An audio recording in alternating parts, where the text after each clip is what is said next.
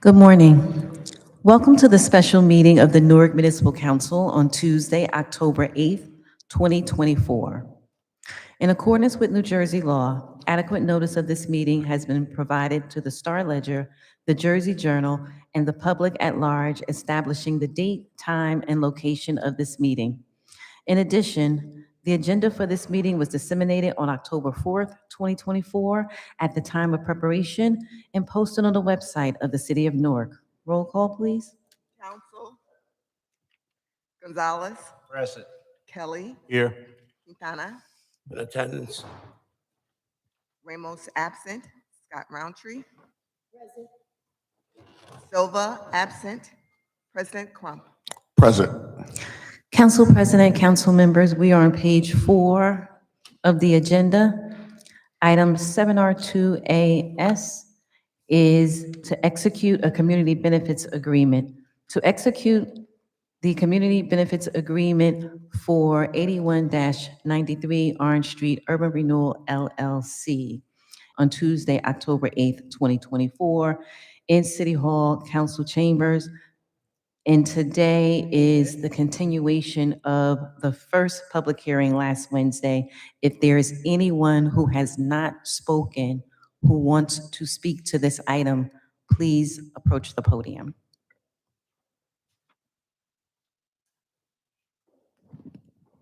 Lisa Parker, one, when you have an agreement with someone, I'm sorry.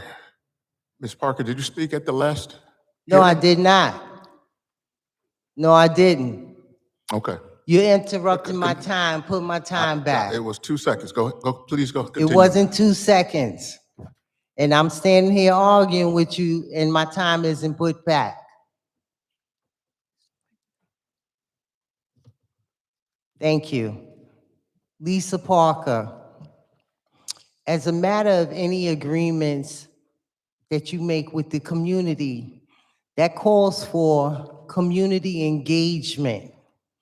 What I heard the last time I was here, you had a community meeting in 2021 that 2 people attended. Explain to me how they came here last week trying to get you to give them a community agreement, and it was stated that they were supposed to have community engagement. So are you calling this special today a community engagement when people are at work, nobody could weigh in on what they want in terms of the project? We haven't heard anything about a project labor agreement, that you're hiring people to give them a living wage and benefits. Every time Allison Ladd comes up here lying to the people about the engagement, about community input, the only thing that she said that was the truth is every time y'all come with a developer, it's between the city and the developer and not the people that live in these communities.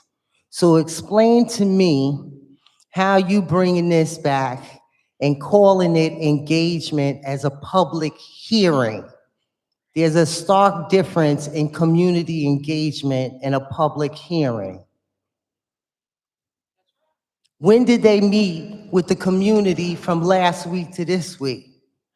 We already know in the Central Ward, we didn't get services from the former person that was the elected there. And now you're trying this today? Tell me how you putting this on the agenda to pass it when they haven't done community engagement. Explain that to me. Every time the people come before this podium to talk about anything in this city, the people are disregarded. All you social media advocates, you need to start coming down to these public hearings and council meetings to let your voice be heard. Because that's why they continue to get away with not honoring the people that pay their fair share of taxes, which we know the developers don't, and disregard the rule of law. of what y'all supposed to do in terms of a process. Give the people their rights. Thank you for your comments. Next speaker. This is only for speakers who did not speak at the last meeting. Ms. Salters, I believe you spoke at the last meeting. Yeah. Yes, she did. The public hearing is open from the last meeting, so it's continuation. So if you spoke at the last hearing, Okay, then you cannot speak again, just like any other. okay, so explain. So at the end, we may have some comments from the administration. Any other speakers?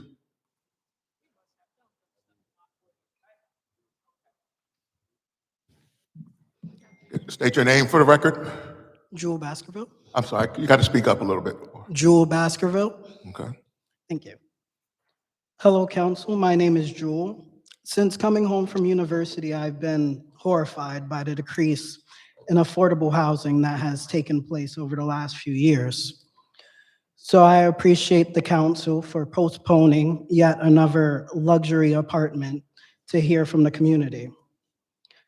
As Bolton Development attorney mentioned last meeting, this project is not brand new. When I first heard of this project last year, I was pretty hopeful.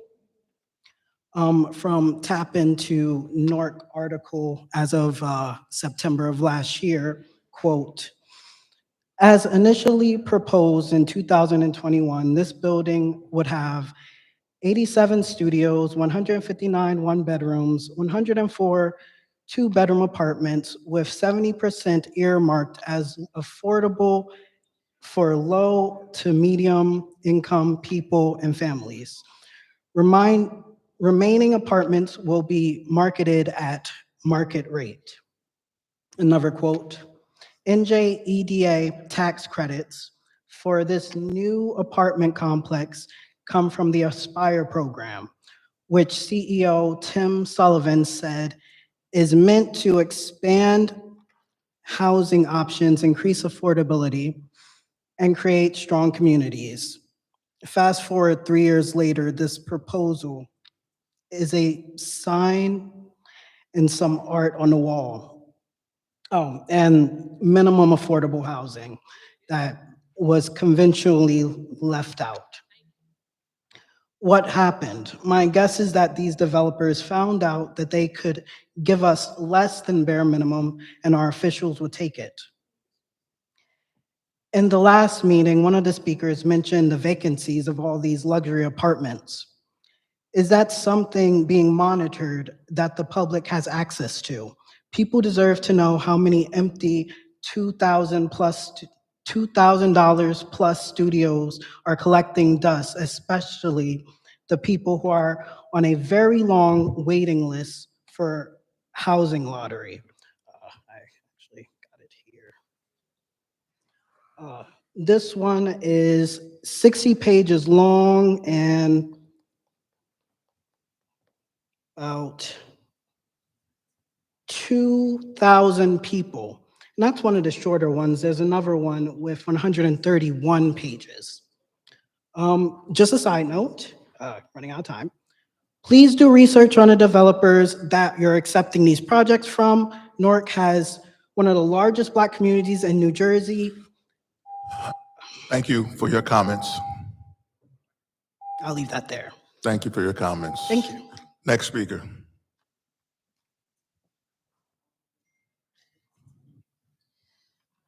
Manira El Boumani, a community benefits agreement between the city of Newark. First of all, this shouldn't even be on the agenda today.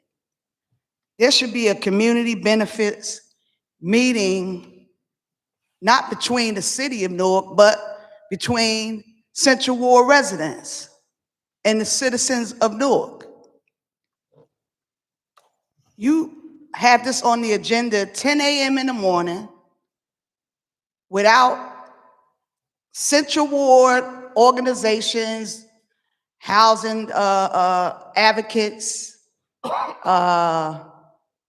homeowners, and et cetera, to vote on this today. This is totally unacceptable.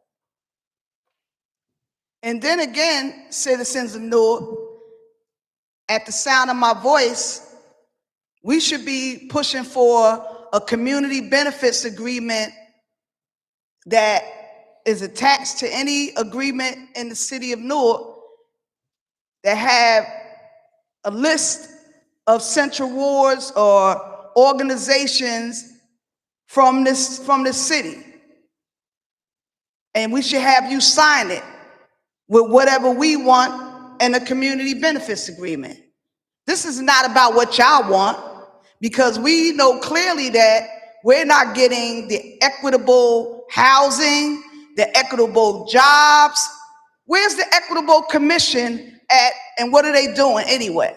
Because nothing is equitable for the lifelong residents of this city. This is criminal. And that's why we continue to come up here and call you corrupt cult, no other way to describe you. No other way.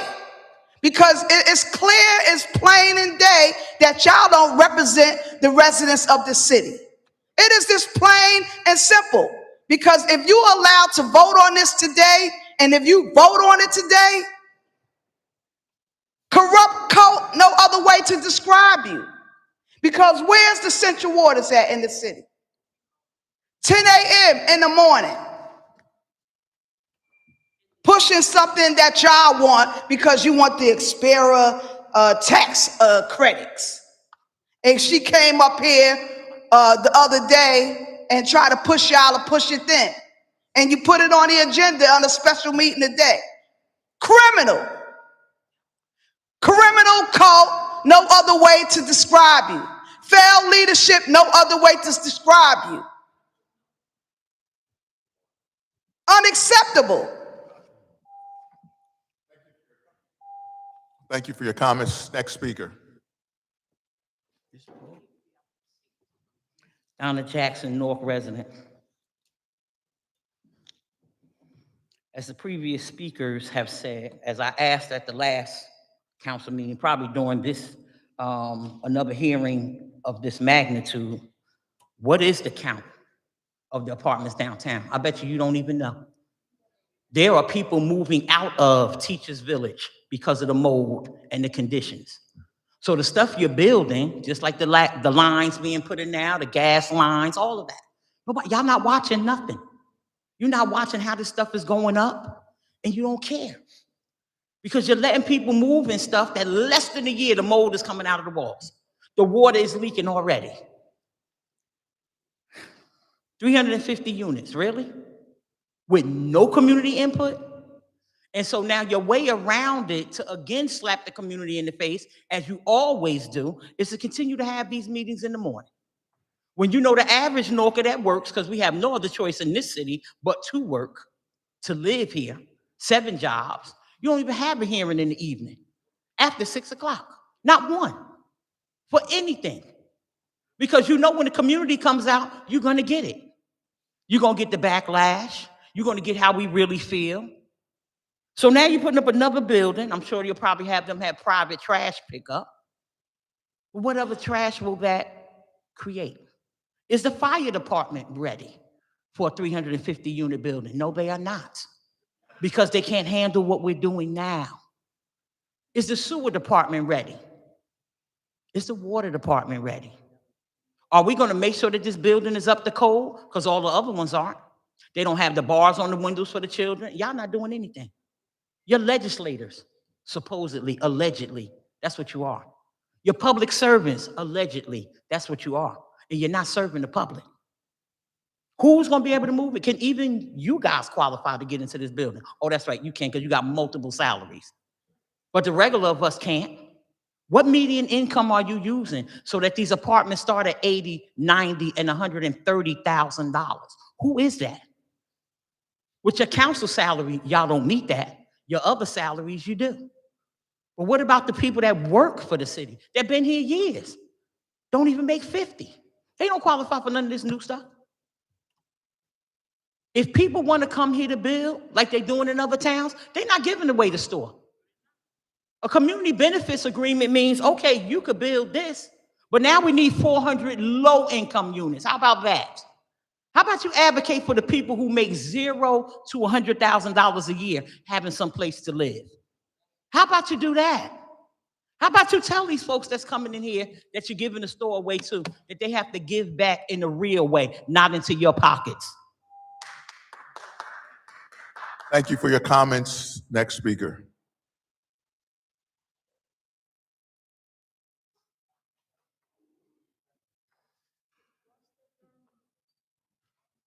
Good morning, council. Good morning. The last two speakers, you all know very well. You know that there are times when they come up, they jump up and down, hoop and holler, and, excuse me, my name is Deborah Smith Gregory. I serve as the president of the Newark NAACP, and that's the capacity that I'm here this morning. And the other two speakers that came up and they talked to you. Now, you know how both of them can be. They can jump up and down, they can hoop and holler and carry on. There are always two sides to every story. And we're asking the council to look at what's happening in the city from the lens of the community, with the community benefits, with the affordable housing. But I come to give you a side of the story based on what the NAACP, as well as People's Organization for Progress and the North Jersey Black clergymen have been working on, and that is University Hospital. Again, two sides to every story. You know the history, so I'm not going to belabor that and use my time to speak to that. But we have been meeting with the current CEO, this coalition, in the manner in which those two young ladies just met, to talk about the issues in a calm, practical way. And we crafted a letter to CEO Jimenez. Ms. Gregory, this is going towards this one hearing for this development. There is an opportunity for you to speak after the meeting, at the end of the meeting, to speak on any other issue that you would like to address. Okay, then I will shift. Okay. The idea of affordable housing and low-income housing and community benefits is one that I would ask and petition this council to have another meeting. The Central Ward residents do need to be included. And as you know, with social media, there are so many ways to contact people. You can't just do it one way. When Councilman Silva had his meeting in the East Ward, people came out because it was widely publicized. My request is that you, before you make a decision, hear the community out. The Central Ward is key and crucial to the rebirth and renaissance that is currently occurring in this city. Thank you for your comments. Next speaker. No other speaker appearing. Public hearing is now closed. Any comments, questions from the council? Anything from the administration? Maybe just a quick recap of what we discussed last meeting. Let's keep order, please. Good morning, Council President, Council members, Allison Ladd, Director of Economic and Housing Development. Thanks for the opportunity to speak on this item. I wanted to do three things. First, just give a summary of the resolution that you're considering. Second, discuss the project summary. And then third, let you know of the prior approvals that have been approved by the City Council along with the Planning and Zoning boards. So first, this resolution before you is for Aspire Community Benefits Agreement. The Community Benefits Agreement is actually defined by the state law that allows for Aspire to provide tax credits to projects throughout the state. Second, The law does state that at least one hearing and community engagement must take place in order for the applicant to be eligible for the Aspire benefits. Third, as a note, there was a community meeting as shared in July of 2024, and then also 2 years prior, there were also community meetings when the project first started to be developed. The third part is that the benefits that are listed for this project and that are necessary because there is not additional funding from the city or the state, the county, or philanthropic dollars are important to our community. If we do not provide these benefits in projects such as this, there are times in which these benefits would not be provided. The first is for art installation, working with local artists. And this is an important part as we beautify our city and be proud of where we live and where we work. And it's an important piece for us to have the ability to fund local artists and have them do beautification throughout the city. The second item is working with minority and women-led businesses and giving them an opportunity to be part of the retail and the activation in the city. I think we all can agree that having retail that's affordable for our small businesses is difficult at times. And we want to have our small businesses, our local and women-led businesses be able to not only be attracted to the city, but to be retained. And so this benefit really helps business growth and small businesses in Newark. The third one is a sign that will say City of Newark. And we need a gateway to our city. I think we have some signage throughout the city. We have wayfinding signs, but having a sign that also identifies our City of Newark to those that are passing through is an excellent way for us to market the City of Newark. And we're excited about adding some additional demarcation related to this project. Second topic, the summary of the project. So this project will be a 14-story residential building.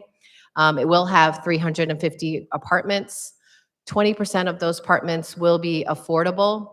They not only follow inclusionary zoning law, but they also go deeper in affordability, and their affordability levels will be below what's required by IZO. So we're really working to provide housing that's more affordable to our residents.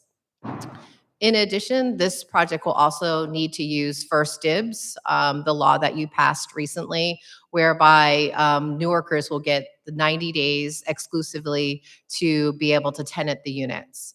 I can tell you in our experience thus far to date, since that law was passed, we found success in not only city employees, but Newark residents being to access some of the new developments throughout the city and in downtown. The third part is that the project total development cost is $155.5 million, and that was just the additional piece. A few other elements of this project are that the project will have prevailing wage for the construction of the project. It'll also be complying with green building standards, which is great for our environment. And we'll have union wage scale for the operating engineers at the building.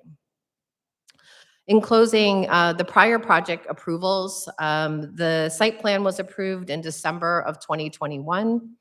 The resolution to support the Aspire application was approved by council on April 26 in 2022. So we knew that the project was going to apply for Aspire, and we were grateful for the council's support then. Next, the tax abatement, the payment in lieu of taxes, was approved by council on June 7th, 2023. And at that time, we could not negotiate community benefits because they were not awarded.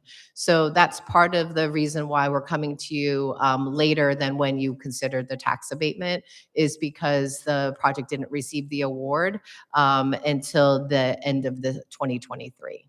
So We're hopeful as we move forward with the remaining projects that you'll be able to see the tax incentives if provided, as well as the community benefits agreements at the same time, so that it will alleviate perhaps some of the confusion around why we're doing this separately. And Council President, I'm happy to answer any additional questions. Thank you, Deputy Mayor. Any question? Councilwoman Scott Roundtree. Thank you, President Crump. I think at the last meeting, I just spoke about community. So we understand all of what you just explained. I think my real question to you for the record, for the public, is when you had those community meetings, what surrounds that community? We know housing, the way you marketed the meetings. Let the people know, because from my research, there's not a lot of people in that community. And I think that's more important to explain to the public. We're aware of all of the benefits. We're aware of the process that we followed. We're aware of what we voted on. But what has not yet been said to the public, that there is no housing surrounding that development for you to have invited. Maybe the Central Ward, how the public is explaining that Central Ward has a stake and a say. But the truth is, why have we not heard for the public that the reason why there were only a few people there is not because you didn't market the meeting or you didn't notify people of the meeting, but because there's no people surrounding that development. I mean, if I'm not mistaken, I think that's what the people want to hear. Like, where were the people and why were they not invited? Thank you, Councilmember Roundtree, and Council President, to Councilmember Roundtree's question. So this site is located on Orange and University on the corner. And when you go to that location, it's currently a vacant piece of land. There is some parking that's at the site, but the goal is to redevelop it and have the larger redevelopment project that we discussed.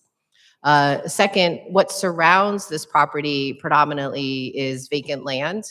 There are some small businesses there. There is some institutions, including Focus, the nonprofits building is right adjacent to this site.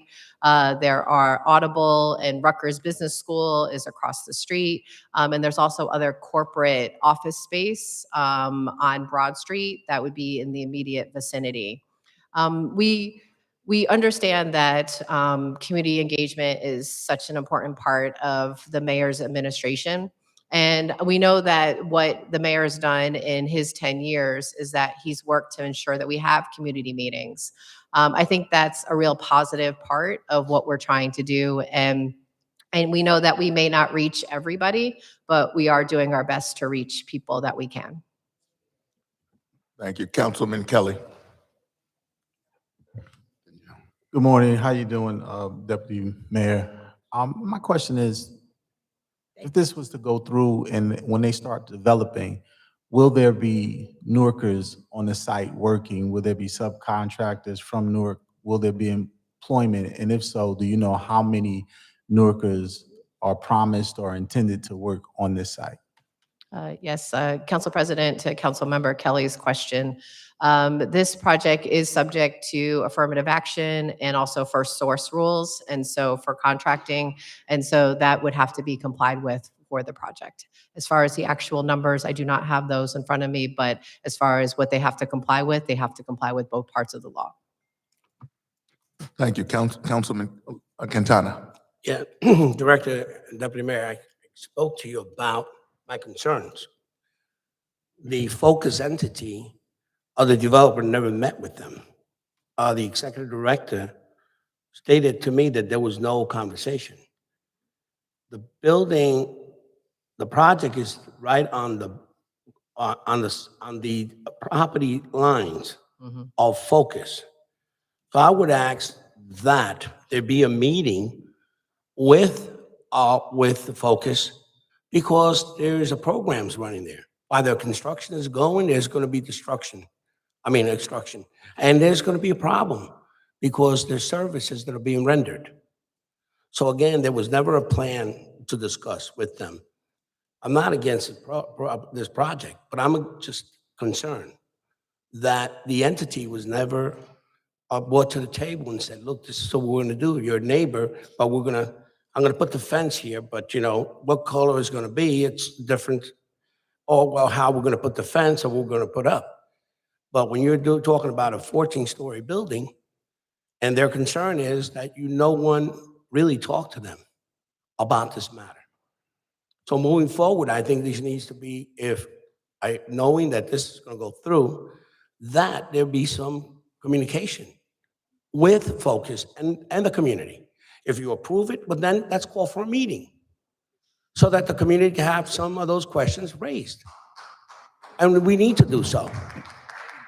But we cannot put ourselves in a situation with blindfolders and say, we don't know. We need to have a meeting. I need a commitment from you that you will talk to the developer and say, look, we'll host a meeting at Focus with them and some questions so that there's some clarity here. But there needs to be some clarity. Yep. Because they were confused. What happened at Focus, and Councilman Gonzalez and Ramos would tell you, there was negotiations prior to the executive director with Mr. Costa Maldonado, who is not here, or who's deceased. But the new director never had any knowledge of what took place. So in fairness, I would suggest, I'm not against, I'm supporting of labor. Labor is important. Hiring workers is important, as Councilman Kelly said. But it's important, too, that entity be given that That's right. a meeting immediately. So I will put that on the table. That's right. Council President, to Councilmember Quintana's question, when you mentioned it to me, I was surprised as well and also disappointed. So as far as your request, we'd be happy to work to arrange a meeting between Focus and the developer. But again, I am surprised considering their properties are adjacent to one another. And I will commit to you that that will occur. By the way, Focus is the oldest nonprofit that started in the city of Newark with UCC, was the umbrella. I'm going to just a little bit of history here. Focus came about because of that area. Nobody wanted to be there 60 years ago. Yeah.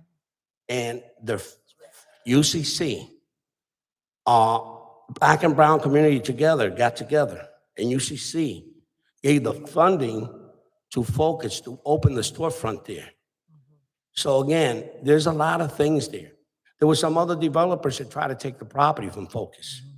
And I was against that too, because you just can't make us a dinosaur in a city, because the history of the city cannot just fall apart because developers have ideas. All of a sudden, people found Newark, New Jersey on the map. Newark has been around a long time, the 10th oldest city in America. And now all of a sudden, people are finding Newark. But look, we got to remind ourselves that those people that go to Focus are the backbones of our community. And there were struggles to get there with Mayor Gibson, who helped them get all that property at the time, with UCC, Community Corporation, who were together at the time. There was a struggle for this. So again, I just don't want this to just go to the side and we forget that there was people who used the services there. I understand that people are going to move there, but there's Focus is important to me. That's right. Thank you. Understood, Councilmember. Thank you, Councilman. Councilman Gonzalez. Yes, it's there has been some negotiations trying to get the lot that Focus has, and there might be some bad blood between Focus and the developer, because Focus refused to sell the building to the people making the development in the area. So I can see why there has been no communication, because there was at one point in time the intention of buying the building that Focus has, to have a full project in that corner, and Focus refused to sell to those individuals. So maybe there is a little bit of let's say animosity among the parties, and that's why the meeting hasn't occurred. I concur that there should be a meeting. so that the people that go to Focus don't get affected. They say the seniors that go there, students that go there don't get affected by the building next to them. But I believe that the meeting has not occurred because of what happened before. Uh, I love when the Miss, you know who you are, goes like this. So you disrespect us, and if we were to disrespect you, we will have a problem. Do not do that to us. Do not disrespect you. Quiet. Any other speaker? Last comment. Last comment. I concur with Councilman Quintana and what Councilman Gonzalez is saying. In the last meeting, we stated that that was stated, that there would be a community, whatever that consists of. Those businesses and those nonprofits are the community. I was speaking of residential, but those small nonprofits, Focus has been here before any of us sat in this seat. And to whether there's bad blood or not, there's got to be a conversation, or we're disrespecting them by just building around them or over them without a conversation. So someone has to spearhead all of those businesses being a part of a conversation before we just go up in there and start building. I'm in agreement with the building, I'm in agreement with the project, but I'm not in agreement with passing something that is going to affect people that are in that community that have not had no type of conversation with those individuals that were there before they came here and bought the land. Council President, if I could, I would just like to commit to arranging the meeting personally. I am familiar with Focus and the new executive director. We've had good conversations over, during my tenure. So I'm looking forward to reaching out to her to convene a meeting where it can be between our office as well as the development team as well as Focus. We would want to ensure that that happens. Second part is that yes, development conversations happen all the time, and sometimes people choose to go different ways. And so I understand where Councilmember Gonzalez is coming from, but again, we'd be happy to at least convene a meeting and speak through it. And I would think that the executive director of Focus would welcome it if I reached out to her myself. So I'll do that. Thank you. With that, roll call.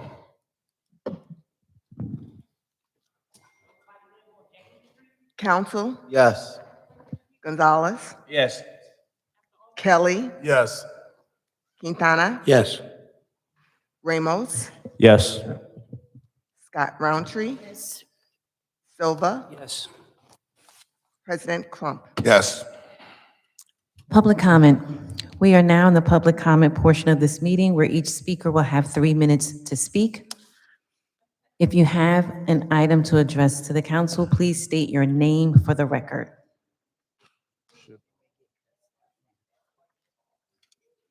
Lisa Parker, respect is earned.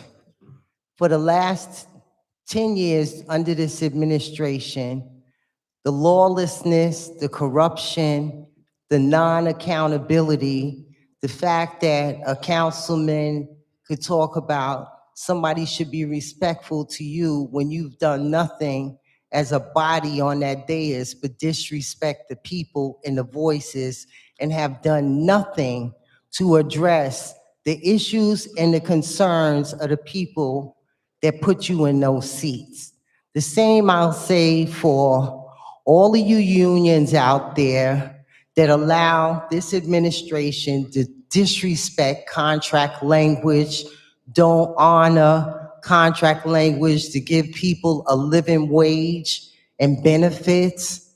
The same group of people, all of you up there, that go along with this affordable when half of the municipal workers rely on vouchers to pay their rent. It is not affordable if you cannot make $87,000 to $120,000 a year. So let's stop the nonsense. We heard the lies from this administration when you told us there was no lead in the water. Listen up, people out there. We listened to the lies when you said you did 100% pipe replacement, and we're learning now you didn't do that. And y'all said there was going to be an investigation. So while you are up there talking about what respect looks like, how about you start working for the people and stop doing these sleight of hand deals? Their urgency to submit their application has nothing to do with the fact that they didn't engage the community. You got Aspire right now giving $11.5 million for a project for the same person that's involved in the pipe replacement scandal. So let's talk about who's advocating on behalf of the people. Respect is earned. Respect is earned. All of you people sitting up there talking about you on your apparatus for certain reasons and whatever, your aid's supposed to do that. Do the research before you get here. Half of y'all are up there don't even read what's in these ordinances. Let's get real. And then you want to do the sleight of hand thing. And why I said that, you ask the right questions, Gonzalez, but you always vote on it. But you've done nothing in your tenure to help the people that need tax relief. Let's get real. Y'all are corrupt. Thank you for your comments. Next speaker.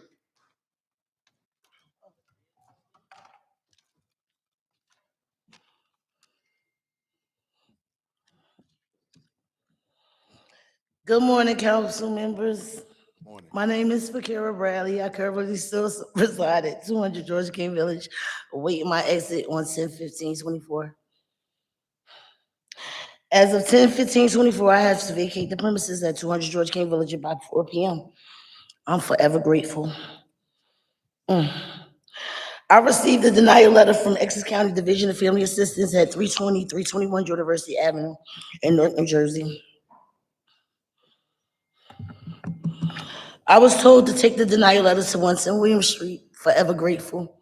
The City of Newark Office of Homeless Prevention at 110 William Street, Newark, New Jersey, rooms 112. Kyra Watts and Courtney Darby has helped me to secure a unit. I'm forever grateful, so grateful. Thanks. Very helpful, very professional. Good job. I appreciate you. I'm asking today, I'm not finished. I got to get through it. I'm asking the council today, Reverend Louise Scott Roundtree, Crump, Pat Council, and Dupree Kelly to please expedite an emergency inspection on my unit on the property I have secured because I have nowhere to go. I have an emotional support animal. His name is Fluffy, who has never been away from me. He's 5 years old. I also have nowhere to store my belongings. Do you know where I can get the resources for storage to store what I have left? I'm ending it in on hard times for the moment, building my case. I'm forever grateful. Please, can the City of Newark help me to secure a storage unit and temporary shelter for me and my cat Fluffy until my unit is complete? Thanks to my landlords. Now, I want to thank the councilman at large, Larry Crump, Walter Bryant, Dupree Kelly, and my favorite, I'm going to be just like you one day, Reverend Lee Scott Roundtree. I love you and appreciate you. Your help has not gone unnoticed. I can't say the City of Newark has not helped me because y'all did. Y'all helped me tremendously. I'm grateful. District Leader, 13th year Curison, thank you, my bonus mother. I love and appreciate you. Thank you for your guidance. I'm up next. Stamped. I'm a walking testimony. I will remain grateful through the long suffering. I ask for forgiveness so I can remain using my superpowers. My superpowers is forgiveness, love, hope, and faith. Love is most important. Without love, you don't got nothing. A whole chapter on charity. 1 Corinthians 13, the chapter of love. My God. I want to apologize for my outbursts inside the chambers of the City of Newark Council and disrespecting the chambers. I will not do it again, stepping back into my professional stage again. I will articulate better, and I'm coming for what's respectfully mine. I appreciate you. Thank you for your comments. Next speaker.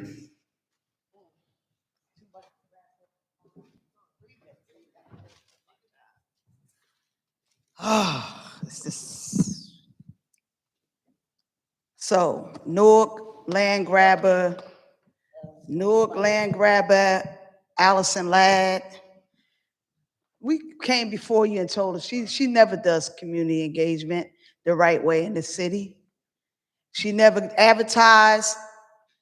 We got Channel 78, we got Channel 19, we got, y'all could do pamphlets. The lady came here last week and said from James Street Homeowners Association that she haven't been invited to no meetings, and she haven't been invited to this meeting until the public, the community showed her that there's a special meeting about this. This is criminal. No other way to describe it. Criminal. She back there shaking a developer hand. Oh yeah, way to go. We already know that they pay into your campaigns and you don't care nothing about us. Because you don't. There's no oversight, there's no transparency, and there's no accountability. And nothing should roll through this city talking about the community and talking about housing for Newarkers if you don't have that type of agreement from the community. Community benefits should be from the community. Period. End the discussion. That agreement. And you sign the agreement, and if you violate the agreement, there will be penalties. Now on with this failed, corrupt government. This is the Black Near Force during the Baraka's administration. Now listen at this. The dome of City Hall in Newark is painted gold, but a crowd that rallied in front of the building Saturday proclaimed that the administration of Mayor Sharp James is hoarding all the gold for itself. Close to 125 of those demonstrators, led by Baraka and the Near Force, this is what Baraka stated.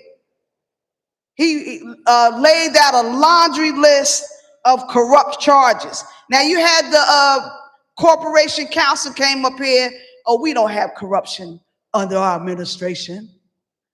Now you got one went down last week, another went down months ago, and some still going down. This is why we fight, Newarkers, and this is why we get banned from meetings, because we exposing them for what they are, failures. No other way to describe you. That's what you are. You banned me and Donna because we got posters on Facebook calling us informants. And then when somebody turn around and call your mayor an informant, which he is an informant. Thank you for your comments. Next speaker. You want to ban us from a meeting? Next speaker.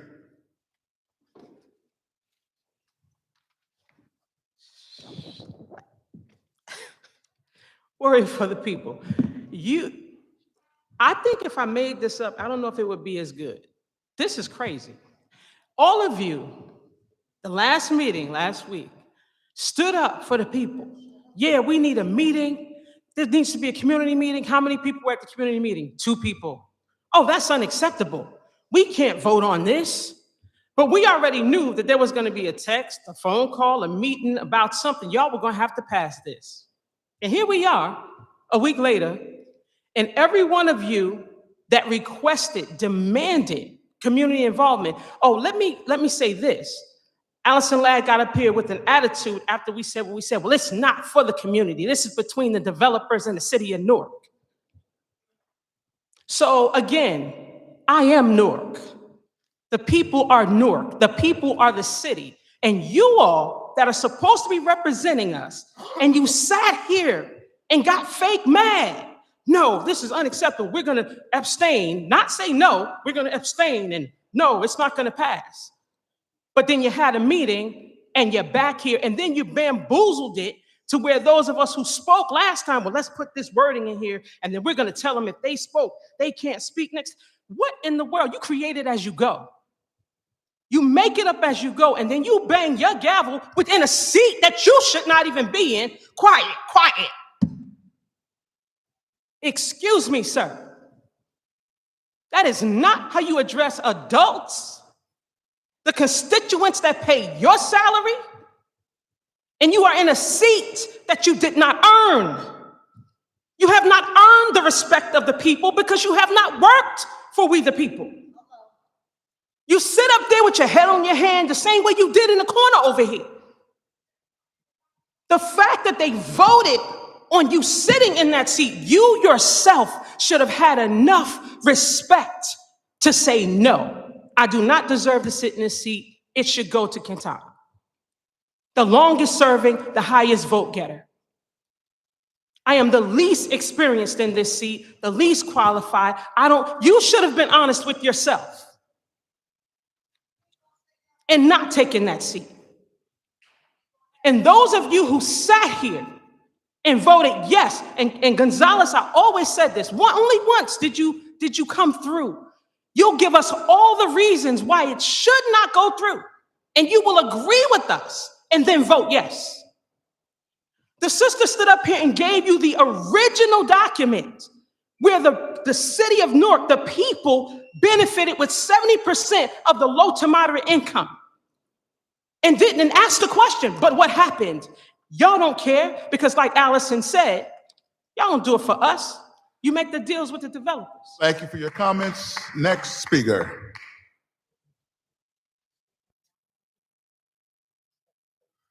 Hello, Council. Jewel Baskerville again. I'm just a bit confused on what was the point of asking for community feedback if you were just going to vote yes.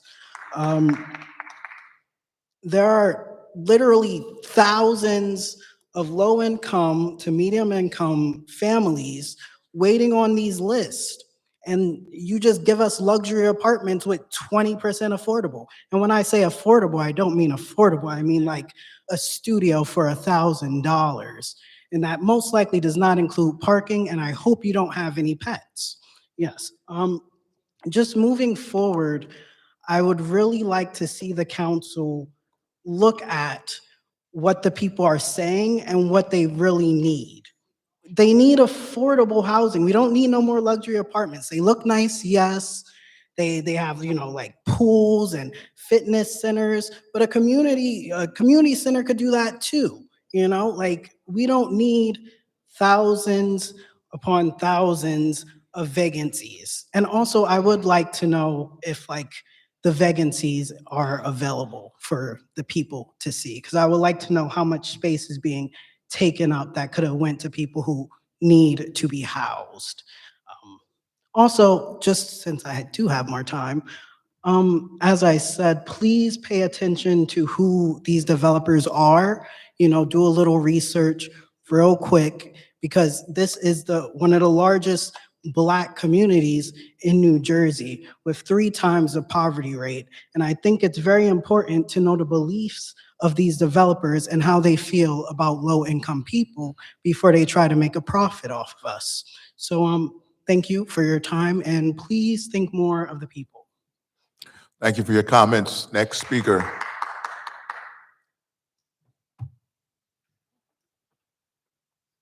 Quick question, is there public comment during the special conference? Just wanted to know.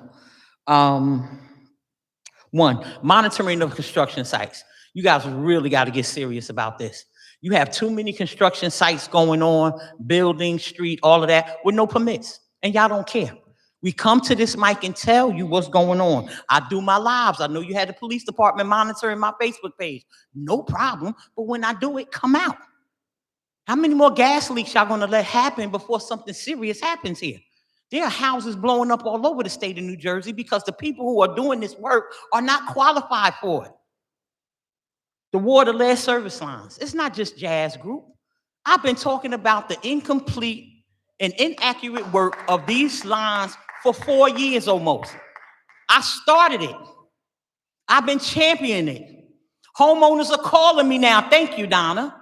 But why you not checking Montana and why you not checking Roman's lines? Because they weren't done.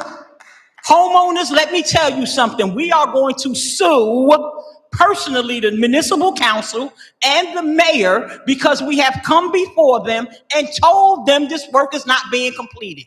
So let me help you understand how we're going to sue them. Go downstairs into your basements, go to your water meter, and when you do not have a brand new copper line going from your water meter to outside, they did not complete the contract. I have the 400-page contract. You were supposed to do full service line replacement, not the nonsense they doing in Irvington and not the nonsense they doing in East Orange. We pay for full line replacement from the street to the house. It did not happen at anybody's house. Now, maybe 7 people did get it done because I have a friend that lives in the East Ward. She owns her home and it was done. But not everybody else. There's no copper pipes in people's basements, so it wasn't done. So you're jumping on the little guy. I get it, because that makes y'all look like you're doing something. But let's get Montana and let's get Roman, and you still got out there doing work. And make sure that their things are intact. Why don't we have a monitor out there? Who is the person? Oh, that's right. We don't got nobody legally in no position, so the workers aren't in position. Oh, Jesus. Taxes. Can you explain to the public, because they want to know, especially the seniors, what this $200 million increase is in this budget? Please explain it for 2024. And what's the increase going to look like for 2025? 400? 5? Y'all just, whatever y'all want, y'all just going to do it, right? Whatever the boy tell y'all, y'all going to keep doing it. Landlord-tenant court yesterday. Still got my seniors in there. Y'all is the worst. Letting these owners that are your friends and family, because they ain't mine, take these seniors 80 years and older to court for false charges, and you're doing nothing. Thank you for your comments. Next speaker.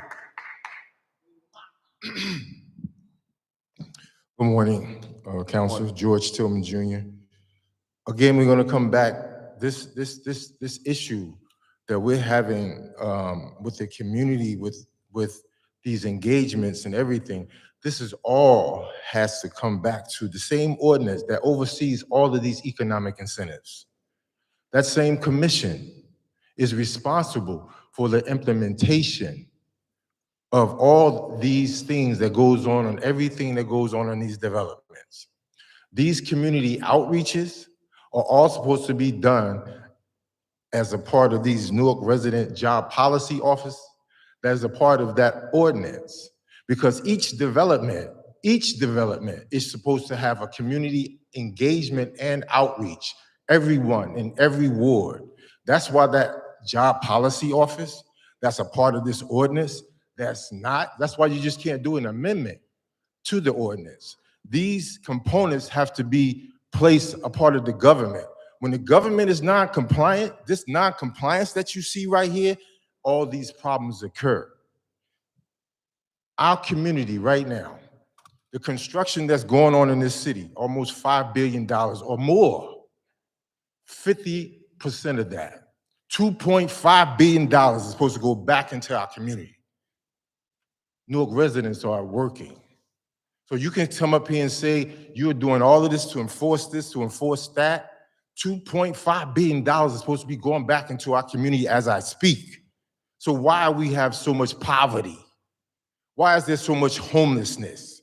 Why is there so much joblessness going on in our city when these ordinances that we have to protect Newark residents aren't being enforced? The government is non-compliant. So you can come and continue to vote. It's doing this very disrespectful to the residents because the government is non-compliant with the ordinance. There is no Newark Employment Commission that oversees all of the construction. The reason why these developers, these local developers, that $10 million hurt Newark when that fraud happened. When these developers don't pay their tax abatement, it hurts. When they don't hire Newark residents, it hurts. So the government is responsible. Until we get the Newark Employment Commission enacted and doing its duty, overseeing these economic incentives, this is going to continue. And Mr. President, there's a responsibility that we have to the community to get this done immediately. Thank you. Thank you for your comments. Next speaker.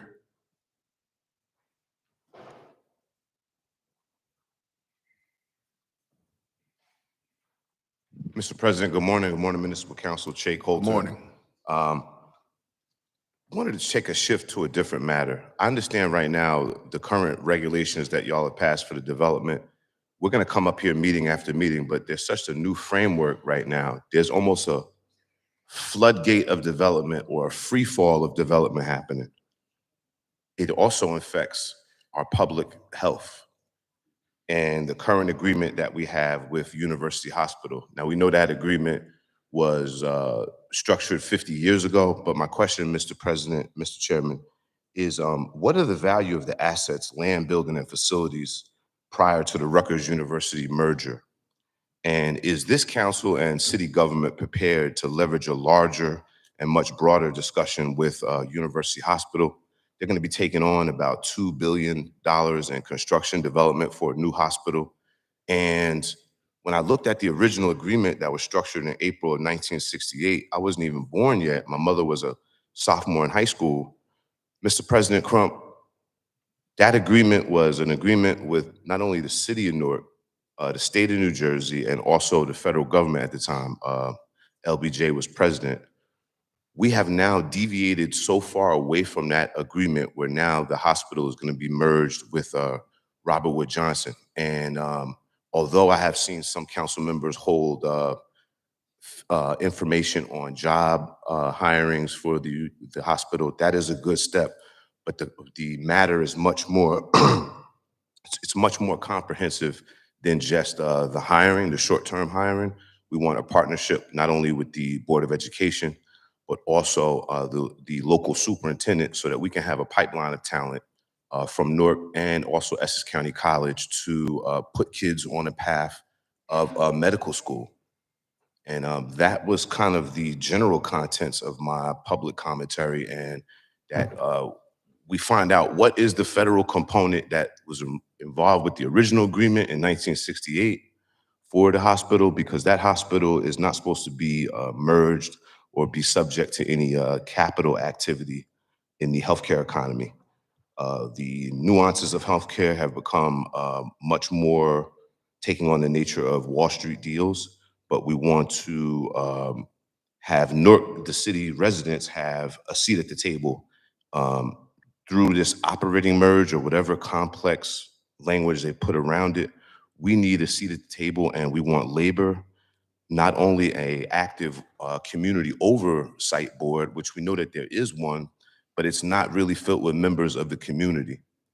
So as far as the North Ward, South Ward, East Ward, West Ward, we all have talent that can go toward the hospital, and thank you.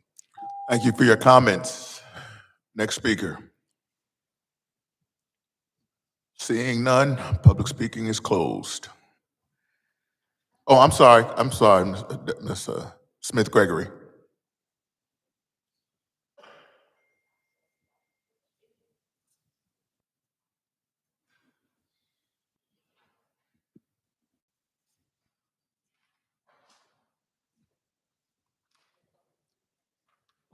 Good morning again. Good morning. Do I have, no, first let me introduce myself. My name is Deborah Smith Gregory, and I'm here as the president of Newark NAACP. And am I in the right category now for University Hospital? You can speak on any matter, Okay. Ms. Smith Gregory.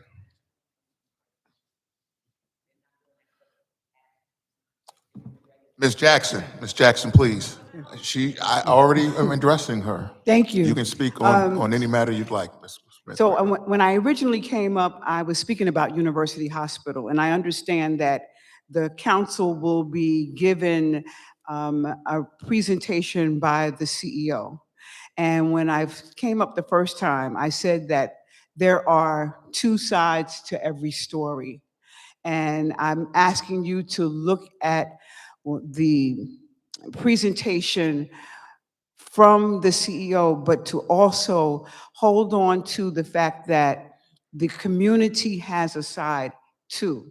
And we are not here to be adversarial or confrontational with you about this.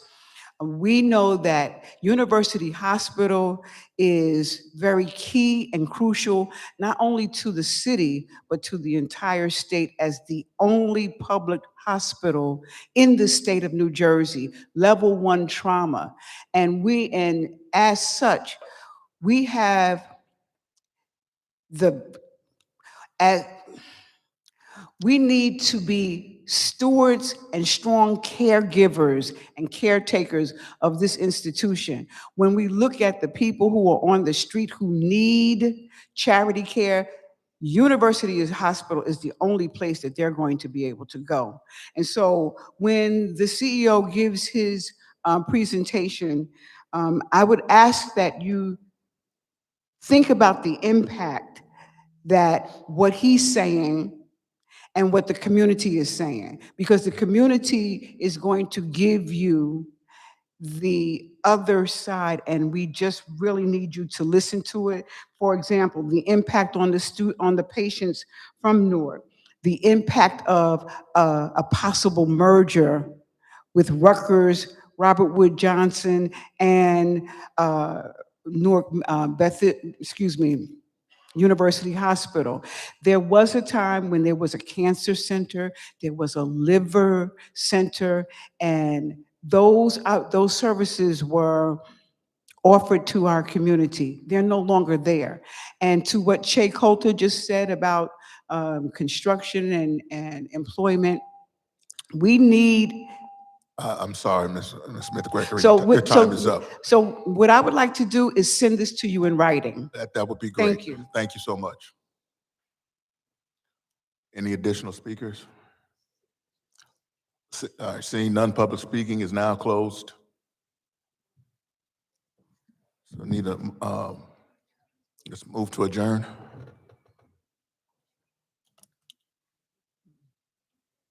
Oh, I'm sorry, forgive me, I'm jumping ahead of the guy. First of all, any comments from the council? Seeing none, administration.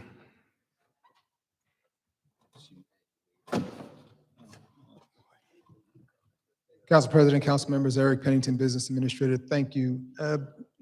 Week after week and council meeting after council meeting, which I attend 99% of them, we sit here and listen to comments from the audience, which is their right. They have a First Amendment right to speak, and this is the appropriate forum for the speak. They don't have a right to stand up here and make ad hominem attacks that are just blatant lies and blatant distortions of what is taking place. Many of the comments are intended to foment fear and anger and distrust without a basis in fact. And the first thing I want to talk about is, very briefly, is the lead service line replacement. Under the administration, with the support of the council, Mayor Baraka led a nationally renowned effort to replace 23,000 lead service lines at no cost to the individual taxpayers. That program was extraordinarily successful. The most recent test results have indicated that there are 0 parts per billion of lead in the water, when in fact, bottled water manufacturers are allowed to have up to 5 parts per billion. So the Newark water is significantly safer to drink than the water that Councilman Quintana is drinking right now. I understand. Fair enough. Fair enough. I'm just telling you, the Newark water is incredibly safe. It has 0 parts per billion. The lead service line program has been an extraordinary success. There was at least one bad apple who was investigated by the U.S. Attorney's Office and the FBI, and they have been charged. We have an expectation that they're going to be found guilty. Every single service line that was identified by the U.S. Attorney, the FBI, and others as having potentially not been replaced properly has been fixed and corrected. There were less than 35 lines that were ultimately identified out of 23,000, and they have all been fixed and all been replaced. If any of the speakers have identifiable information, real information about any resident that they want to bring, and they don't want to call them out publicly, and I understand that, want to bring to my attention, to the attention of the water and sewer director or a council member, we'll look into it and get it addressed. But I don't think they have anything, because they can stand up here and make bold-faced accusations without any credible evidence. The same can be said for comments about the deputy mayor being a liar. Anybody can make that statement, but there is no identifiable information that supports that she lies. She comes up here every meeting and gives more detailed information, factual information that can be fact-checked than anybody, including me. She gives the council advance information. It's available to the public. Every single property that comes up before this council, there's detailed information about why it may be less, to Councilman Gonzalez's point, why it may be less than the assessed value, and that information comes up here. So it's easy to call somebody a liar. It's hard to back it up.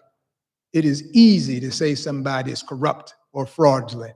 It's hard to back it up. I've endured that myself. I don't really care. It makes me no difference. I know I'm not corrupt. I know that I've done nothing wrong. I don't have any evidence or facts that either the mayor or any council member is engaged in that either. But these people have the right to come up here and make these crazy comments if they want to. But they should be able, they're big and bad enough to make the comments, be big and bad enough to talk about with some specificity what the proof is. Otherwise, they're just empty shells of people making words that are coming out of their mouth. There's a song out there that says, I know you're lying because your lips are moving. Well, that's what happens a lot of times with these folks up here. They want to continue and open their mouth and say things that are unsupported by any truth. Go right ahead. But all you're doing is making yourself look ridiculous. That's all I have to say about that. I'm here to answer Mr. President, any if I questions. may, Councilman Gonzalez. yes, in view of what happened with the water replacement lines, are we anticipating recovering the $10 million that were paid? That's right. Councilman Gonzalez, the contractors at the primes and the subprimes have bonds. They have performance bonds that each of them put up. We will go after those bonds to recover the costs that the city has endured, in large measure because we dug up hundreds of test pits and lines to ensure that there was no problem because of allegations that came about from what some of these unscrupulous contractors did. We're going to go after them. We will get every penny that we are entitled to get done. And again, I reiterate, out of 23,000 lines, there may have been one or two that we missed. If anybody out here has some information about that, bring it to our attention and we'll take care of that too. But they will not, because they will continue to stand up here and make falsehoods with no backup whatsoever. So people in the audience, I'm saying this for the people in the audience, when you hear these unfounded accusations, take it for what it's worth from where it comes from. There's nothing that comes from them that supports any of these bald accusations about corruption, lying, or that the mayor is an informant. There is no evidence to support that whatsoever, other than what comes out of their mouths. And as I say, some people, you know, they're lying because their lips are moving. I have nothing else to say about that. Thank you, Mr. BA. Any other comments from the council? Any questions for the BA? I will say this, just with regards to Deputy Mayor Ladd, I do believe that she has always provided us with information and documentation in a very quick and meaningful manner to help us with our discussions and help us deal with the development or anything else that's coming along. And I've been to, I would say, probably close to dozens of meetings in the community that she has put together. So in each ward, in every single ward. So, you know, I would like to just say that publicly, because I think at times folks in the administration get beat up for not doing things, but I think she is one who is continuing to do what is necessary to bring in the community involved in a lot of these matters. Mr. President. Yes, Councilman Ramos. Yeah, I didn't want to belabor the point about the development on Orange Street, but I just feel like just want to put my 2 cents in. You know, that project's been before us a number of times. It went through all the approvals through planning board. This is coming to us after the fact because the developer was able to get us, you know, the Aspire credits, which is a good thing, because that means this project's going to be a prevailing wage project on the construction side. That's something that we push for. We don't always get that when it comes to the construction of new housing in Newark. It does have to meet the 20% inclusionary zoning, which is what the city ordinance requires. I do agree that the billboard may not have been the best community give back idea, but I don't think that came from the developer.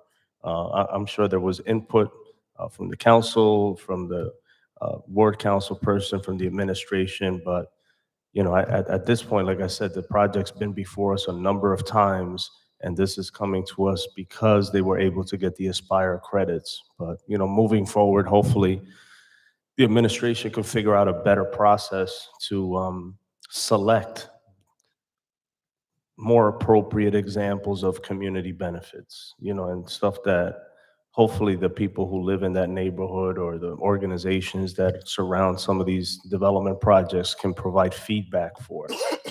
That's it. Thank you, Councilman Ramos. Councilman Silva.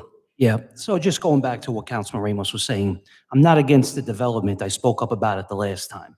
I had 2 meetings in the East Ward, which were probably 70-30, 70% of the residents from the East Ward and 30% from the rest of the city.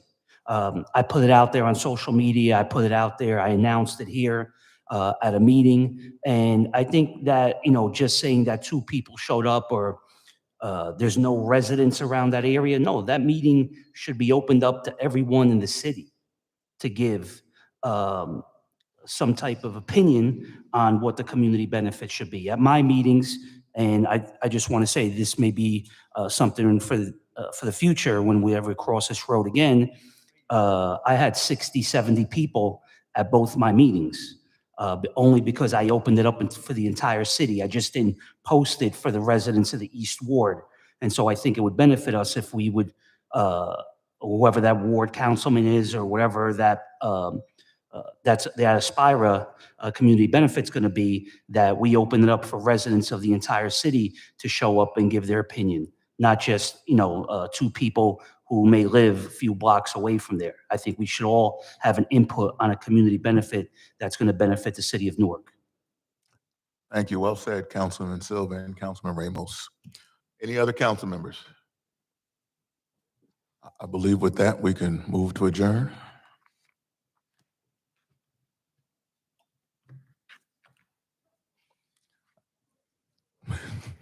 Council, Yes. Gonzalez, Yes. Kelly, Yes. Quintana, Yes. Ramos, Yes. Scott Roundtree. Yes. Silva. Yes. President Crump. Yes. Meeting adjourned.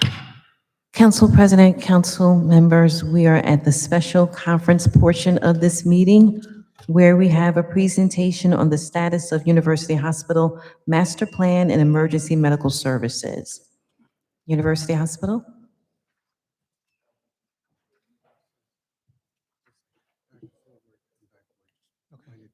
Thank you. Thank you. Appreciate it. Good morning, everyone. And Mr. Council President's not here, but thank you for the invitation to all the council members. And I do appreciate you inviting me back. So I was here a couple of times, and there are topics you're interested in, and I want to be able to review those. And there are topics that I think I've heard along the way that are probably worth sharing. So thank you for this time. You have received some of these materials in advance, so hopefully you've had the chance to review, but I will spend a little bit of detailed time. So on these graphs, a lot of data. Top left, something extraordinarily interesting is happening in our city. Top left represents the number of calls that our ambulances are responding to. And when you look to the far right, 2024, you'll see some asterisks, because what we did there was annualize it. So we took partial year of data and said, if this is the pattern for the rest of the year, what might it look like? And I think what you're seeing from after the pandemic till now is a dramatic increase in the number of 911 phone calls resulting in an ambulance. The numbers are staggering. And so that's one thing to put on our radar. On the far right, there is a nationally accepted way that when a phone call goes into 911 and the caller is talking to the dispatcher, that it gets categorized. They're called triage levels. So these are the nationally accepted triage levels. The purple would be deemed the most severe, the green would be deemed the least severe, and then you have the in-between. What I want to convey through this data is the following. If we look at different snapshots in time, so the first set of numbers represent, as you can see there, January, February, March of 2022. And you'll see the response times in that category. You go one more column to the right. Now what you're looking at are the response times from January, February, March of 2023. You go one more to the right, January, February, March of 2024. And then you go one more to the right. I just wanted us to have some very current data. So that data is July, August, September of just now. And when you look across, I think what you will find is substantial improvement across all categories.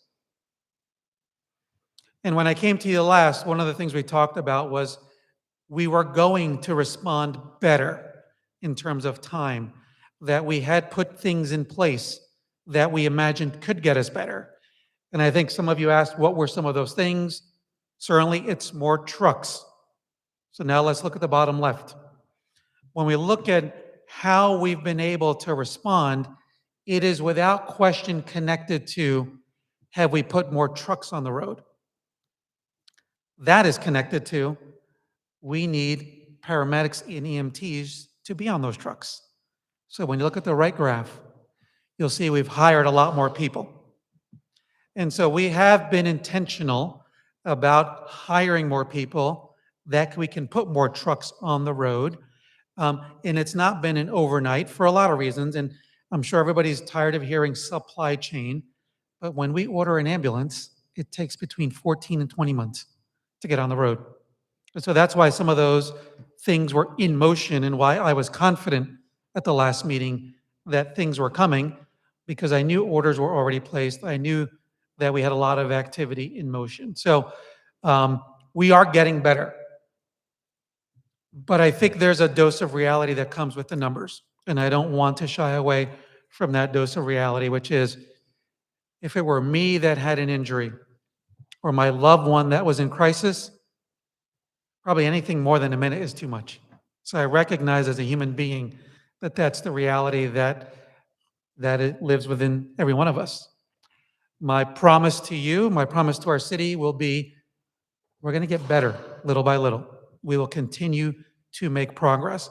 And I think the data is very indicative of progress.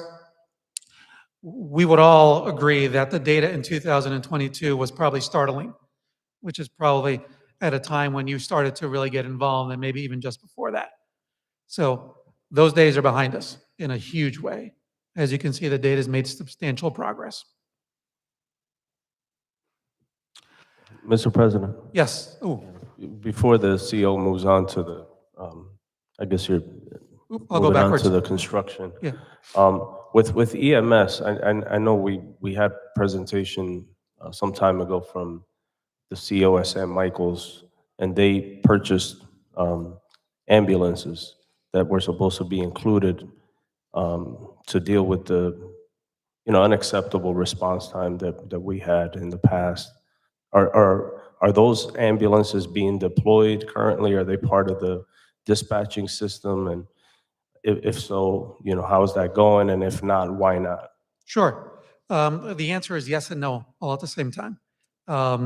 So we signed a memorandum of understanding in March with St. Michael's. Between that time and July, we called on them 68 times. Well, we called on them almost 200. 68 times they participated. So they're in the mix. The reason why I say no is since July, they've been out of service.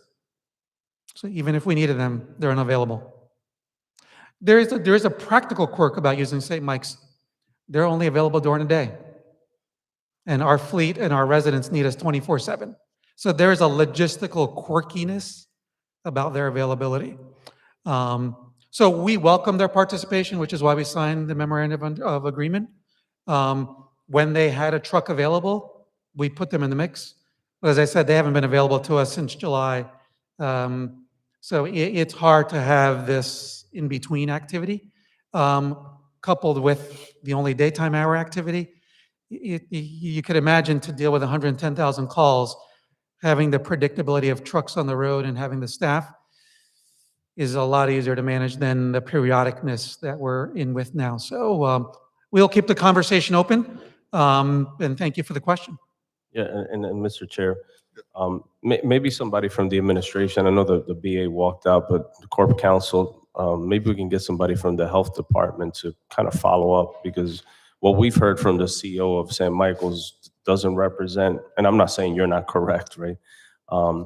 His complaint was that basically their ambulance, they made an investment in these new ambulances and that they're not being utilized because basically the person that controls the dispatch is University Hospital, and you also have, you know, the control on of the drivers who are responding, and they feel that in this system sometimes it may not be beneficial for ambulances outside of University Hospital's ambulances to be utilized, because I guess a lot of the patients that you're picking up may be going to university.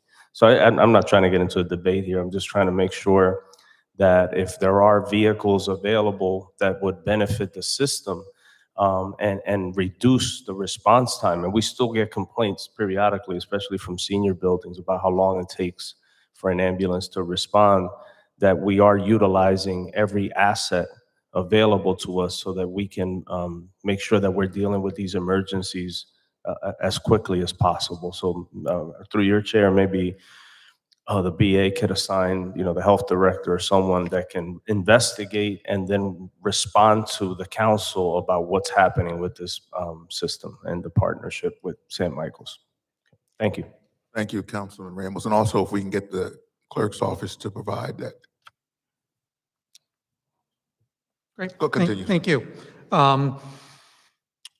So many of you helped us convene community meetings over the last year and a half. We call them brick by brick, you may remember.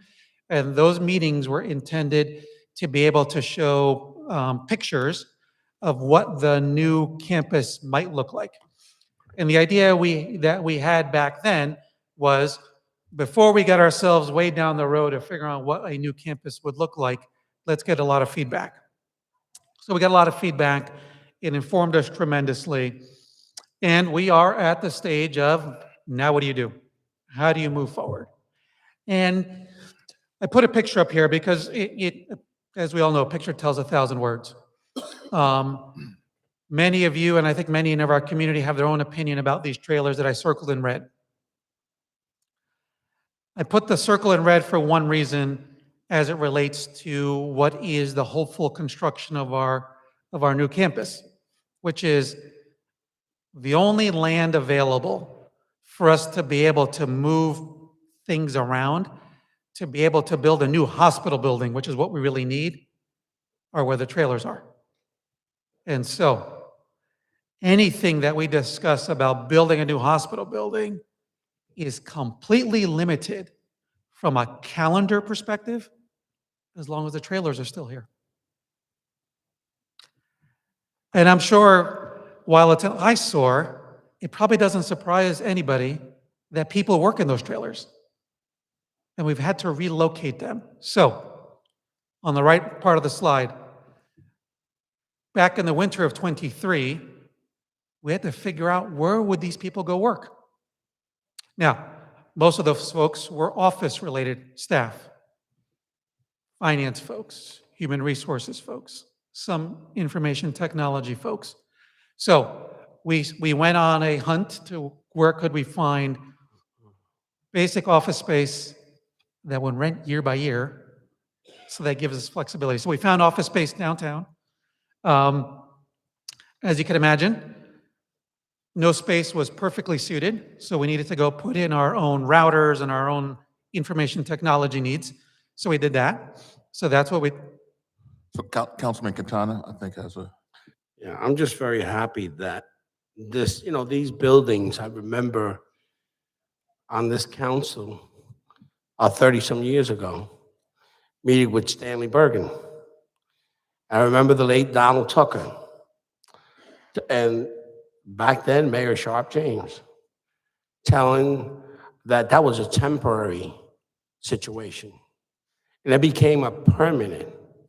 And it was never, we even went before the Board of Trustees of back then Councilman, the late Councilman Tucker and Hank Martinez and members of council. And Councilman Branch, who was the Central Ward Councilman, saying, look, we want these, this is barracks. We want the barracks out. To hear you, Ed Jimenez, saying that this is a new day, well, this is good, because that has been a bad eyesore for, I know they did a good job with Martland, because that hospital's name was Martland back in the day. It was a city hospital. And the history of it is in 68, and the agreements of working together, but to find that this is gonna be, this eyesore is gonna be put away until another time, it's good for us to see that. Because I really, people came to Newark, we gave them tours of the UMDNJ, and they said, why are those blue buildings when you have all this asset? It's doing nothing. But again, I since you've been there, I think there's a new day and a new view with your staff, and hopefully this will be gone. And I want to see the day I can see the structure after 30 some years that I've been sitting on this council. Thank you, Councilman Quintana. Thank you. And I won't belabor all the details. You have it in front of you. Right now, there's a sequence. There's a bunch of things that have to be done. More things have to move out. And then when we're done moving out, there's activity that needs to happen on the site. The EDA is taking the lead on doing site testing. So what's in the ground, what's in the waters, or all those details. It all puts us on a pathway that sometime in the late summer, early fall of 25, the trailers could be taken down. And if that's the case, then it sets up for late fall or winter that there could be pouring of concrete for new buildings. So a year and 3 or 4 months from now, it's possible. And so now with this having clarity, we can get into some more rigid planning. We can get into a process, we can figure out an RFP process that happens in the spring for who's going to build these things. So it is premature to get into all those things because we need to get confident that the trailers can come down in late summer, early fall. At this point, I am confident. The more we progress through this fall, the more clear it becomes. And once it becomes clear, then we'll have a pathway. I'm a little sad that everything that we're talking about building is completely limited by these trailers coming down, because this becomes the most important domino. But I'm also thrilled because I have online a site that says these are coming down. And it is going to be the start of something fairly spectacular for the campus over 9 years. There's going to be 9 years of activity, because to build this hospital, we have to get to this trailers come down. We have to get building other kinds of replacement buildings, then knocking down buildings before we get to building a hospital. So I wanted to give you an update because many people do ask, is anything really happening? And I can assure you, 200 people now work downtown that said, you made us move so the trailers can get knocked down. I sure hope it's happening. All righty. The emergency department, it is something that many of you have talked about. When I was here last, we talked about it. And some of you know a version of our emergency department because you spend a lot of time there, and that's a picture on the left. And then you look at this picture on the right and you say, that's a nice little picture. I mean, that must be other hospitals in New Jersey or somewhere else. So I'm here to let you know that a portion of our emergency department is going to look like the right. And it's going to look like the right because we've engaged with figure out how to expand our emergency room. You know, it's not lost on me, the comments that I get, which some of you share with me and some of you hear on your own, which is, it's always full there. Or why does it take so long? Well, it's always full, not only because it's busy, but because the ER was built in the 70s for half the number of patients we see today, and we never expanded. Through all these years, amazing doctors and nurses saw many more patients without more real estate. But they hired more doctors, they hired more nurses, equipment changed over the years. You need more supplies, right? So you just put a lot more stuff in the same amount of real estate. And so it actually is no wonder how it's full all the time. And it's also then no surprise why things get backed up, because you don't have room to get people in and out. And when we first imagined this new campus rebuild, we said, you know what? Part of this needs to be to at least double the size of the emergency room. And I think everybody would agree, great idea. And I don't think anybody's willing to wait 9 years for the solution. So we figured out a way to do expansion now. Not all of it. As you can see on the bottom note there, we're going to expand by 30%. I think in the abstract, if any one of us were told 30% of something was going to happen, I think we would each individually say, that's probably noticeable, whatever it is. And so it really is one of these where we're cobbling space. We're taking one thing and then taking another and making it together. That's why it's a two-part process to get us this 30% expansion. The first part gets done later this year, and it will look like the right. Our residents and our community will finally get space that looks like what they deserve. And by the time we're done with the second part, not only will we have that space that looks like what people deserve, but we'll have expanded space. Now, that will buy us some time. It's not the solution, but it buys us the time to get through the rest of the whole master plan construction so that we can double, at least double, the size of the emergency department. So I recognize it's one step forward. It is not two steps back, but it's not the full leap forward that we need to get to. We will, as we progress through this renovation, we'll invite all of you to come visit. We will have to the extent we can figure out patient privacy, a bit of an open house for the community, because I think people would benefit by seeing that the space can be appropriate. And then folks can have aspirations that as we make progress, we'll make real deliberate progress.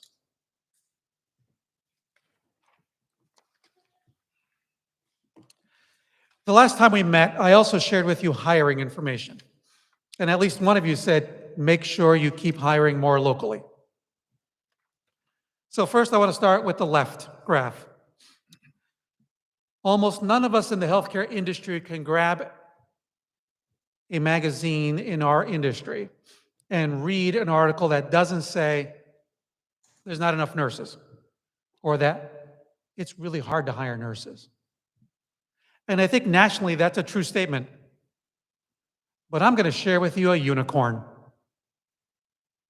Top left. In May of last year, we had 186 nursing job vacancies. If you went onto our website, 186.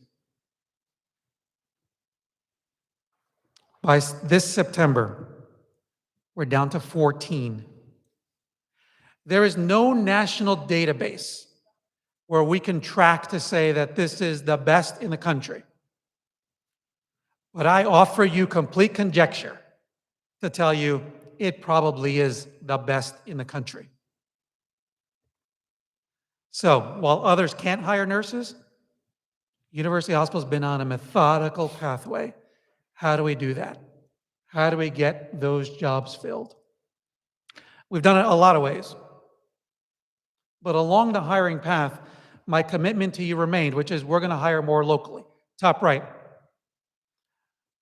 If you look at a snapshot set of data, so January 1st of 2020, January 1st of 21, January 1st of 22, January 1st of 23, January 1st of 24, and you say, how many Newark residents are employees of the hospital? You'll see that from January 1st, 23 to January 1st of 24, we increased nearly 8% of the workforce from Newark. You'll see the note at the bottom of that. In 2020, about 19% of the employees were from Newark. By the most current data, it's 21.5%. And we keep making more and more progress. Now, if we think that there has been a little bit of a suburban sprawl, that people have moved to Irvington or East Orange or Orange, so let's look at those areas as well. Nearly 9% of the workforce are from Orange, East Orange, Irvington, Newark. In 2020, about 30% of the workforce was from Newark, Orange, East Orange, Irvington. We're now up to about 35%. So we keep hiring. We will continue to do more hiring. We've launched 2 very specific programs. Councilwoman Reverend Roundtree helped us with our first event in a very focused way to help us bring in the clergy to bring people who need jobs. We had our very first event ever. It's about 2 weeks ago. 199 people arrived. It wasn't a normal job fair. Because the normal job fair is I show up, I bring my resume if I have one, I apply for a job, maybe somebody interviews me, maybe I hear about it. This was different. We did that for sure. We held it at night when people are done with doing their normal day stuff. We provided dinner so they didn't have to run around, and they were welcome to bring their family. Not only did we do the typical, you can apply, you can be interviewed, we also did job counseling. Because there are some people that don't know how to do a resume. There are some people that don't know how to interview. There are some people that don't know what it means to show up to work on time. And we did, and we continue to do that kind of counseling for this kind of event. We even had people educated on how to dress for an interview. Because the poor young man that showed up in shorts is probably going to be a good worker. But that's not how you show up for an interview. But we talked to him, and we're going to help him. So we're going to take this job fair mentality to another level, which is what we started a few weeks ago. It's also not lost on me, the comment that we need to start younger. And so most of you know the data. When we look at the graduation rates across our city hospitals, there's one that sticks out, Westside High. We started a program with Westside High because I want kids to choose us to work for than choose the streets. So we started a program this summer. The school helped us pick, there's somebody who works there, Captain Peppers. I called them Sergeant Peppers the other day, my apologies. Captain Peppers helped us figure out, or helped us bring forward 12 students, 12 juniors. Those 12 juniors come to UH. Those 12 juniors are promised a job when they graduate.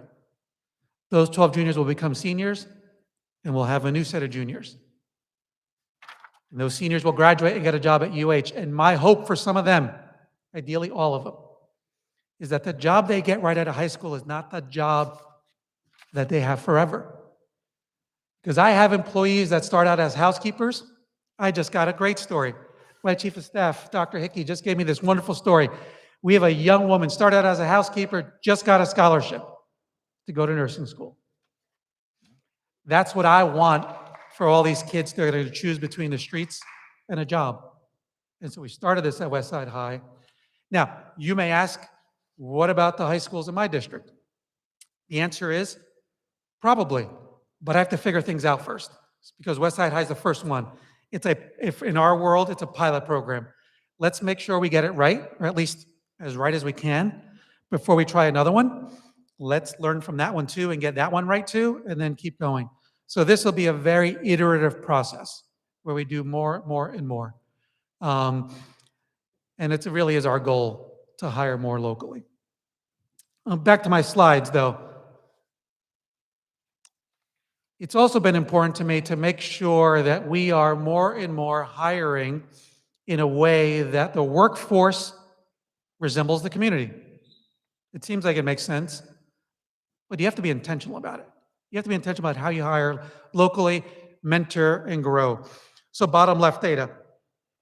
From 23 to 24, we increased the number of African-American employees by 25%. Bottom right, we increased the number of employees, of Latino employees, by 26%. We will continue to keep advancing the workforce. And if you look at our management staff, we've grown the number of leaders that are African American from 23 to 24 by 15%. We will keep advancing the cause of making sure that we resemble our community. If you just look at the senior leaders, 2 years ago, 3 people were of color. Today, it's 6 of us. Right? When you double, that's a big number. Doubling of anything is a big number. So I am pleased with progress we're making, but we're not stopping. We're going to keep advancing. My last slide. Primary care.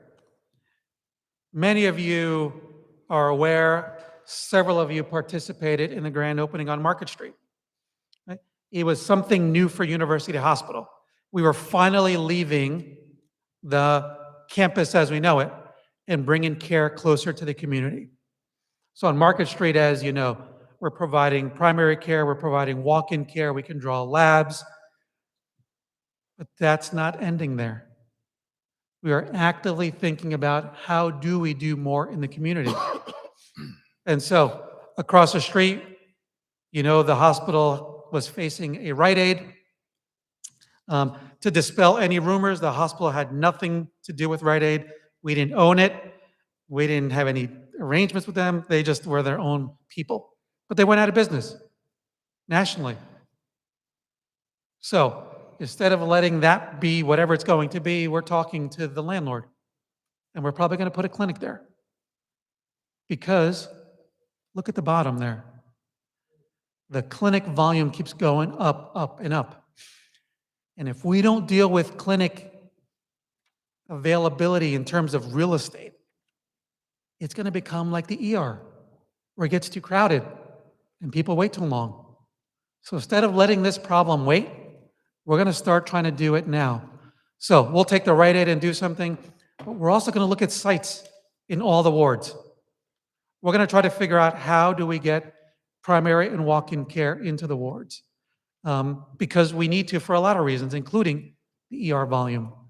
So I went through a lot of information, a lot of updates. There are things you probably want to know other than this. And Mr. Council President, I thank you again for inviting me. I'm happy to answer questions. Thank you. Questions from the council?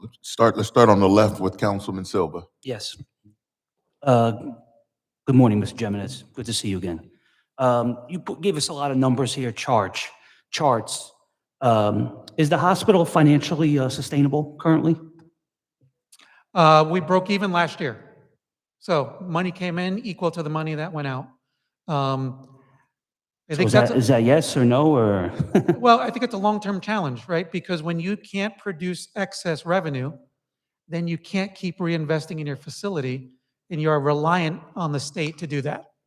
So it is sustainable, but the reason we have this aged building that we have now, and we need the state to really give us a lot to get it redone, is because of that. So it's sustainable, but we're going to be like this in 50 years again if we're not mindful about trying to do different things. Will the hospital remain acute care and trauma 1? Is that the plan to still continue that? Absolutely.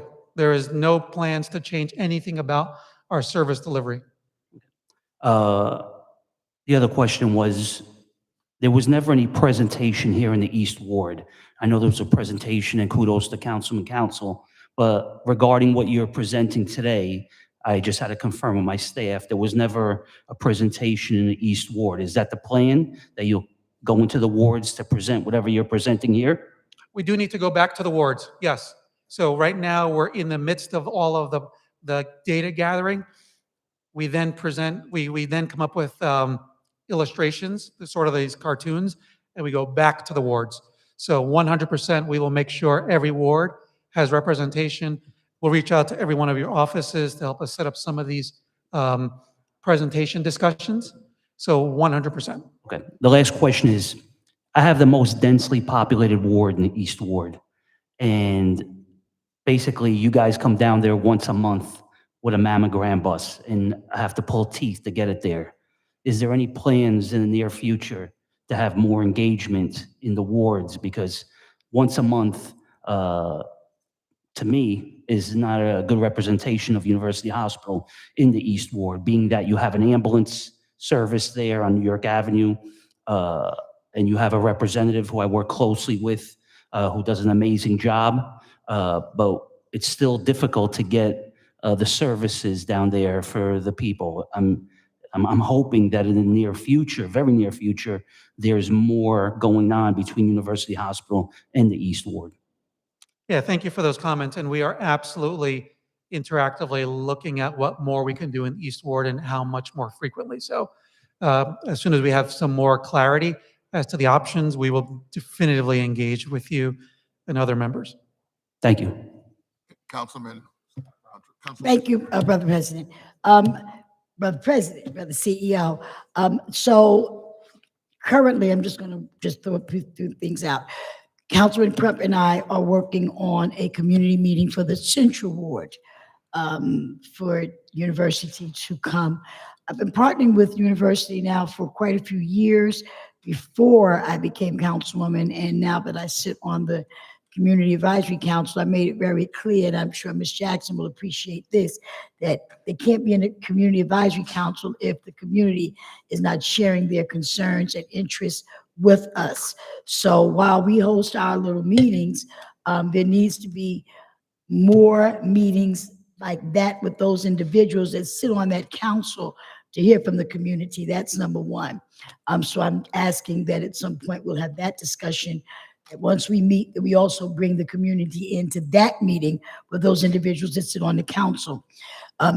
Next, in reference to the mammogram bus, I know there's a process, and I've been partnering with the hospital to move it around. We're having one October 29th. We've done one in the Central Ward. I used to partner with Councilwoman McIver. I believe that if any ward wants to do this, I'm sure they can reach out to Ms. Tippins, and they'll bring it down there twice a month if you reach out. So I think the university needs to send that information to all of the council people so that they'll know that the process of getting that, and it's not a hard process, it's just a matter of dates and availability. So please, Ms. Tippins and Brother President and those of you on the team, make sure the council people get the same information that some of us have, so they'll know that they can have their staff reach out, give a couple of dates, get it approved, find a location, because that then falls on us to find the location where the need is, that bus will fit. And so that part. Other than that, I think it's also important that when we have these community meetings, because there are many organizations that are already meeting. I'm aware of People's Organization for Progress, NAACP, and many other organizations are meeting concerning issues that took place years ago before any of us were even there. I know Senator Ron Rice led an initiative because they had major concerns back then, over 50 years ago. And I think some of those concerns have arisen, and they want to make sure. I don't think people understand the difference. Some do, those who read and they know the difference between the merger with because the deans are calling me from the school, which has nothing to do with what the hospital is doing. So they're two separate operations, which really need to be explained. You know, they're two separate operations. They're still all University and Rutgers. So how that's taking place is so concerned. And just for the record, I want to state that anything that people are concerned about changing, and this is for the public, if you want to change something, then that has to be brought to you. And we need to start working on updating agreements because we can't stand on an agreement from 60 years ago because times have changed, the neighborhood has changed, the situations have changed, the need has changed. One thing did not change is that's a public hospital. And we have to make sure that those services, I mean, at one point they were talking about shutting down certain departments, and this just can't happen. So while we're talking about building and upgrading, which is much needed in the trauma and emergency department, we also need to talk about how we have really studied the community. Because when I did see the presentation the very first time, the needs that came from the community, I was wondering what, and I said this to you, I said, where did these needs come from? Because the needs that we have and that we need for that urban area is far beyond a tree or a beauty salon. You know, there's some child care, there's some things that need to be put in place, and we learned that from COVID.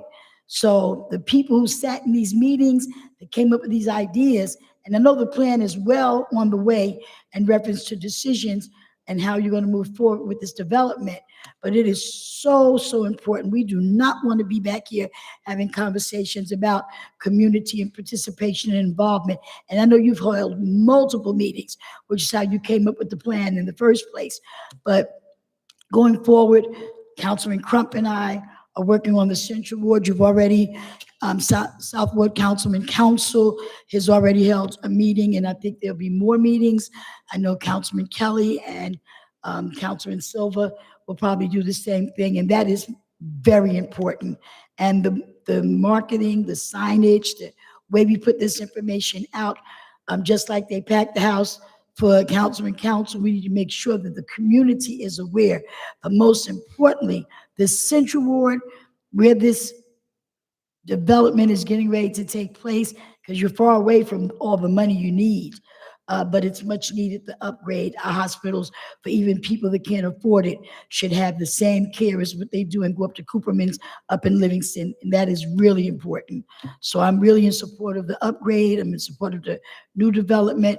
But more importantly, I want to make sure that not just me, not just Councilman Council, but the community at large is aware of everything you're doing. And last but not least, and I'm putting this on the record, we did hold that clergy campaign, employment campaign.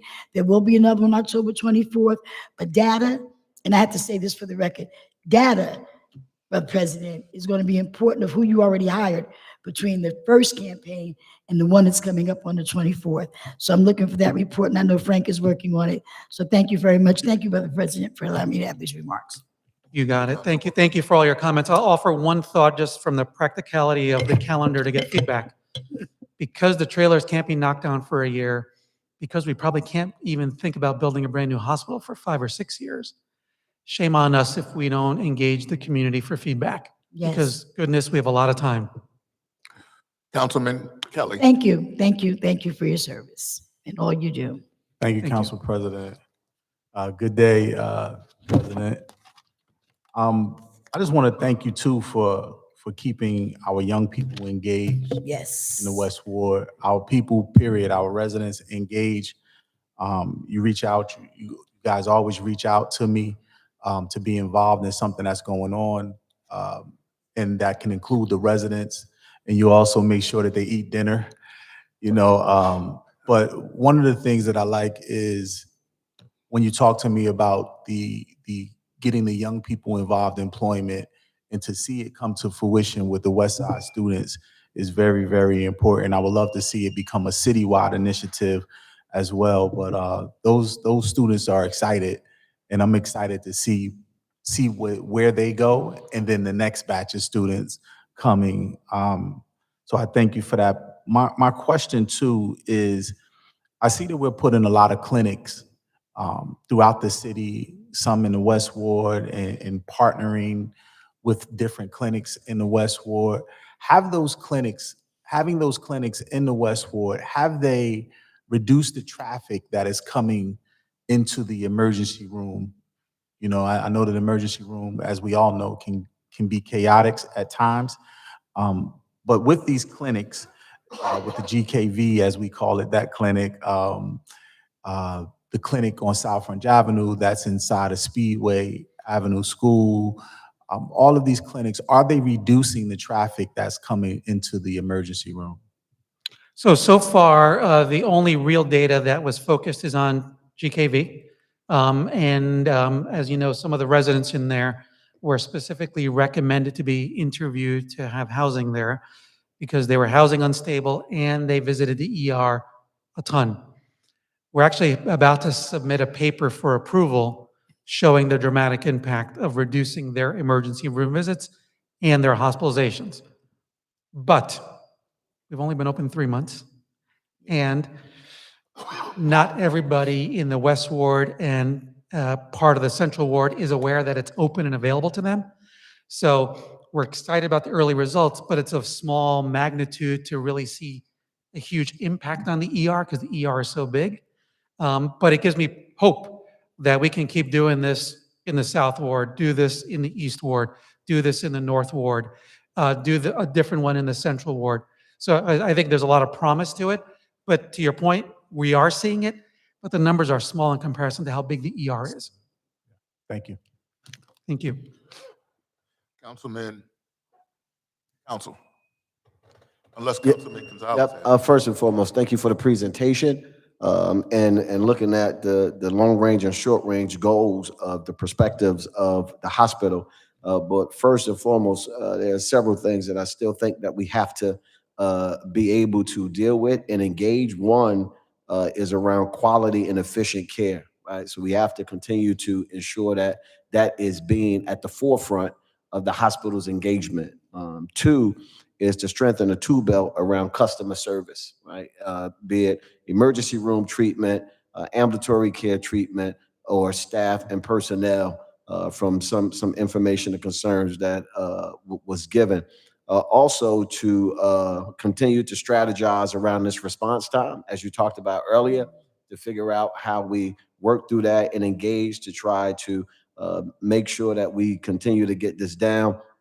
And then the fourth is around quick growth and movement as it relates to the emergency room, right? You put it in a very engaging light for the purpose, the reason, the rationale of the expansion and why the emergency room needs to be expanded. And I believe that no one up here is in disagreement with you, but to work to ensure that is paramount in making sure what happens. And then just the notion around, continued community engagement as, one of the leading trauma places in the state of New Jersey and care to continue to do that. So no one feels like they are on an island or not getting the care about the resources and things that are happening.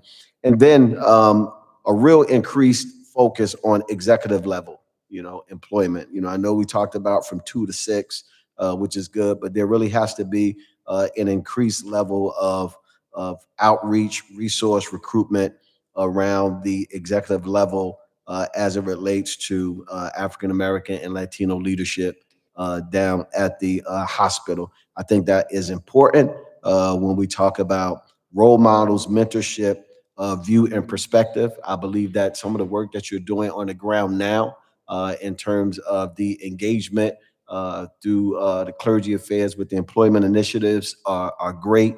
The men's health days and other community engagement experiences that you have, I think is good.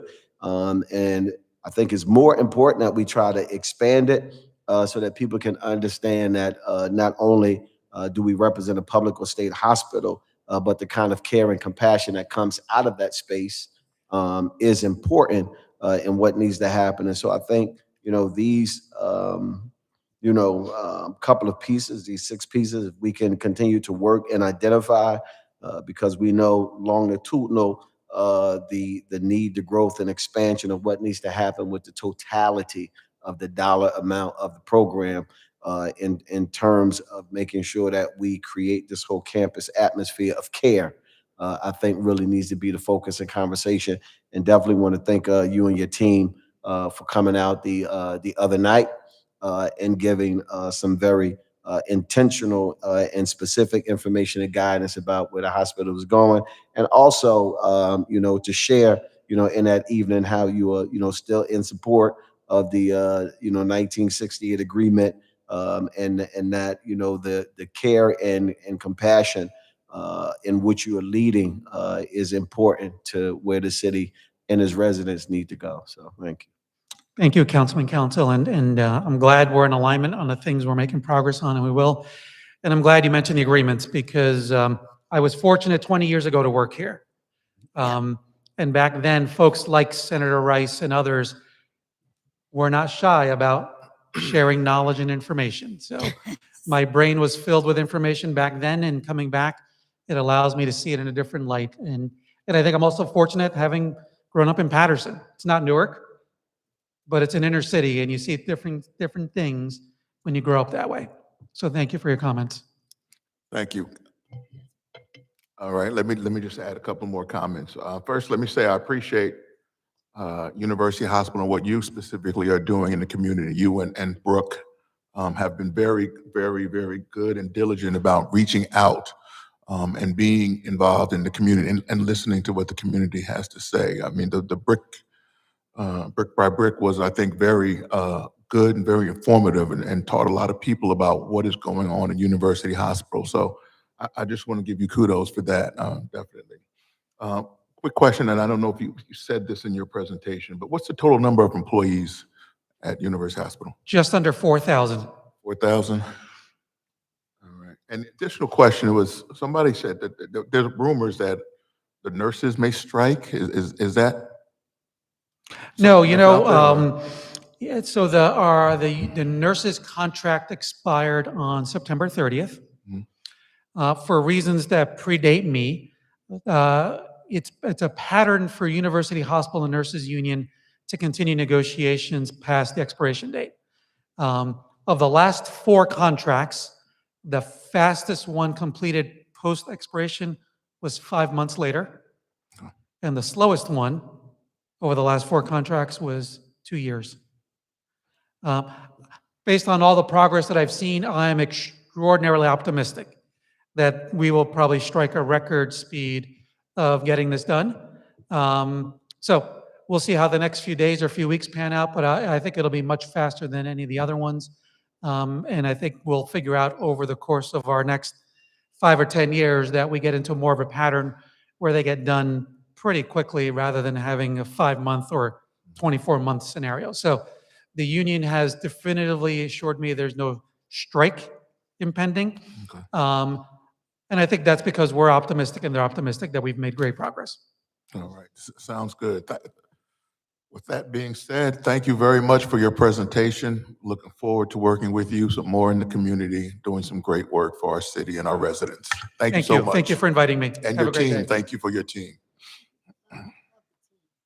Council President, Council Member, the final presentation today is regarding the New Jersey 211 partnership. All right, Director. Council You President. do the short straw, you're last, and it's 12. It'll be brief, believe me.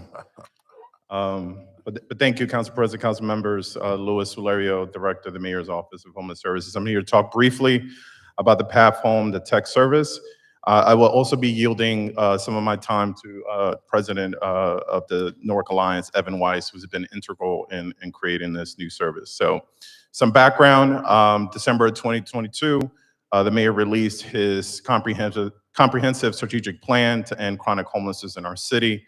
Since then, we have introduced several services, projects, and initiatives that have really helped us drive this effort forward. One of our strategy was to, and is, to reduce street homelessness. And I will say that I'm really excited to say that we are actually in a 2-year downward trend that's pretty significant for our city. In order to do this, we need citywide collaboration. It was emphasized by the mayor in our plan. That means that it has to go beyond just the service providers. We have to also tap on the public to help us. So we thought of ways to engage the public. We said maybe a hotline, but maybe not, because that takes a lot more work to make a call. So we said, why not texting, right? My mom is 70, oh, actually, I'm not gonna say her age, but my mom is older and does text. I think we all text at this point. So we said that texting would probably be an easy way to engage the public, those folks that are, casually interact with these homelessness and housing systems. So we started researching to see how we can develop this. We had no idea how to do it, but we had a conversation initially with NJ 211, and they happened to have this infrastructure on the shelf. They weren't even using it. So we said to them, hey, why not use this texting service to, develop a texting service to engage the public to serve the unsheltered population? They thought it was a great idea. We began to develop this texting service over the next several months, and came with the final product, which is the Path Home texting service. So essentially, what it is, if you see someone that's in need on our streets, that it's unsheltered, you would text the word PATH, well, the two words, PATH Home, to 855-11. You will then be prompted for a very brief survey where we'll ask you for the description of the person, the location of the person. And that texting, that information goes, as soon as you press submit, will immediately go to our street outreach teams who would then respond. I'm really happy to say that the mayor has invested more into street outreach. We are going from just 2 teams earlier this year to 7 teams 24/7 by the end of this year. So this will be a really great way to complement the texting service. Since we did a soft launch 4 months ago in June, we've received a total of 106 text messages from the public from all over the city. And again, that is the best way for us to tap the public to help us locate individuals that are in need of our services. So we're really, really excited about that. The breakdown for those messages were 47 needed a little bit more information, so we have to continue educating the public on how to use this tech service. 36, our teams responded, but could not locate the individual. And 23, we actually did respond and offered services to the resident in need. One thing that really makes this more unique, and Councilman Gonzalez will probably like this, is that it was paid for $0, zero city dollars. This was truly a public-private partnership, again, something that the mayor emphasizes. We need to shoulder this together to respond to homelessness in our city. So we are grateful for our partners, the Newark Alliance, the Port Newark Terminal Container, PNCT, and other partners who really helped us fund and develop this initiative. And with that, I can take any questions. And also, Council President, I did want to yield some of my time for Evan Weiss from the Newark Alliance to speak a little bit more about our partnership. I'm sorry, any questions for the director? Councilman Council. Yeah, just want to make sure that we're putting out a Q&A around the pathway home piece, the 8551 number, so that folks can have a frequently asked questions. What happens? What do you do when you call this number? Some of the semblance in what you said, so that it can be directed, given out to folks at community meetings, so that they can be able to understand the process, right? So although we're at 106, for the urgency in which sometimes folks come to the community meetings or even to council meetings to say that we need to be doing more, instituting more, these numbers are relatively low. Yeah. And so what it indicates is that we probably have to have other measures in letting folks know that this is a number in context that you can be able to reach out to individuals of, and based off of the data you just shown us, to be able to have direct care, direct service, or have information about being able to get to the location, but who did not want that kind of direct care. Because sometimes people feel like we can just go and pick people up off the street and take them to different locations, which is not the case. And so we want to be able to at least have a frequently asked questions about how do we handle this? This is the number to call, and what happens when you call this number, so that that information can be expounded. Yes, no, it's a great idea, Councilman Council. We did have a Facebook Live a few weeks ago with the mayor. We have developed a FAQ, which we will distribute in our communities. I've actually attended a community with Councilman Kelly, which I gave those flyers out. And yes, we got to do more of marketing. We're actually going to launch a big marketing plan to get the word out and get more folks involved. So thank you for that. Thank you, Councilman Council. Councilman Silva. Good afternoon, Director. That facility on Mulberry Street, what's going on with that? What's the estimated time that facility is going to be open again, or open? Yeah, so Right now, we're in the design phase. We are working with the architect firm to finish the design of the project. So we're looking at winter of 2026 to open the facility, so about a year. Whatever happened to that bus that we used to utilize? There was a bus that was always parked near Peter Francisco Park to help the homeless, to help those homeless that were addicted to something. We had, it was a bus that the police department had. The director's not here now, but that we used to utilize. I haven't seen that in a while. Yeah, I think you're referring to the Hope One. Yeah, One van? the Hope One. Yeah. It makes its way around the city. We actually just launched one ourselves, which has a psychiatric nurse practitioner, a licensed substance abuse counselor, social workers. We were actually at Frillehuizen neighborhood just a week ago where we saw 6 patients, right? The nurse saw 6 patients and actually called an ambulance for someone that was experiencing a heart attack. So I think we need to do more of those. I'm glad you brought that up. I think we need to expand bringing those services to the community.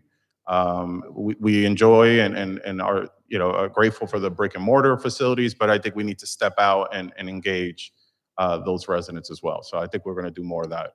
Hope those sandwiches helped. They did. I had 5. No, I didn't have anything. No, I'm just kidding. Thank you. Any other questions? All right. As Mr. Weiss comes up, I have a quick question for, actually 2 things. Number one, I know Councilman Council talked about a flyer. Can you make sure you disseminate that to all of us, the Yes. council members again, and we can share it Yes. with the community? I sure will. Thank you. Number 2, in the last meeting that we had, somebody had mentioned that Hotel Riviera had families in there. Is that true or not? Yeah, there's no families there. It's all single individuals. Yeah, we would never house families and individuals together. All right. All right. Yeah, Thank you. Thank you. Thank you for allowing me to clarify that. Thank you, Director. Thank you. Thank you. All right. Mr. Weiss, where's your bow tie? I'm missing it. No, I'm It's used in to- my suit jacket. I'll put it on tonight. So don't worry. And congratulations, Council Thank you. How are President. you doing today? I'm well. I'm going to be very brief because I think I'm the last speaker. All I really have to say is this is one of the best things I feel like we've been able to be a part of because it gives, I give an example. I was getting groceries at Whole Foods. Someone mentioned they were buying some fruit for someone experiencing homelessness outside. And I told them about this service and they used it. And I think to Councilman Council's point, it's great that I can go around and talk about this, but the point is to try to get this as embedded in the community as possible, that people know that this is something that's available and that works so we can get those numbers where we want them. We stepped in because it's been a focus of our members. We've had support of University Hospital, and much of the broader homelessness work. But I view this as something that we were able to provide funding for, again, with the help of the Port Newark Container Terminal, but also we can move very quickly. This is something that we needed a tool for as soon as possible. And so that is another reason why we stepped in to do this. But I think just to end with the theme of it's an empowerment tool. It gives people can sometimes feel they want to help, they want to do something, but don't know. This is a very easy way, whether you're, a city worker, you're a visitor, you're going to NJPAC, you're doing something, you're a resident, you now have a tool to be part of the solution to the problem that we are all spending so much time to solve, and that your leadership and all the boards and all over the city has helped us be, as the director said, a national leader in this. So I'm happy to answer any questions if you like, but thank you again for your support on this. It's, again, internationally renowned work on ending chronic homelessness in the city. Well, thank you. Any questions from the council? Seeing none, thank you very much. Thank you all. And we are, I don't know what's the word, I was gonna say closed. I want to thank everybody for attending today. I hope everybody has a great day, and we'll see you in 2 weeks, I believe, right? Thank you.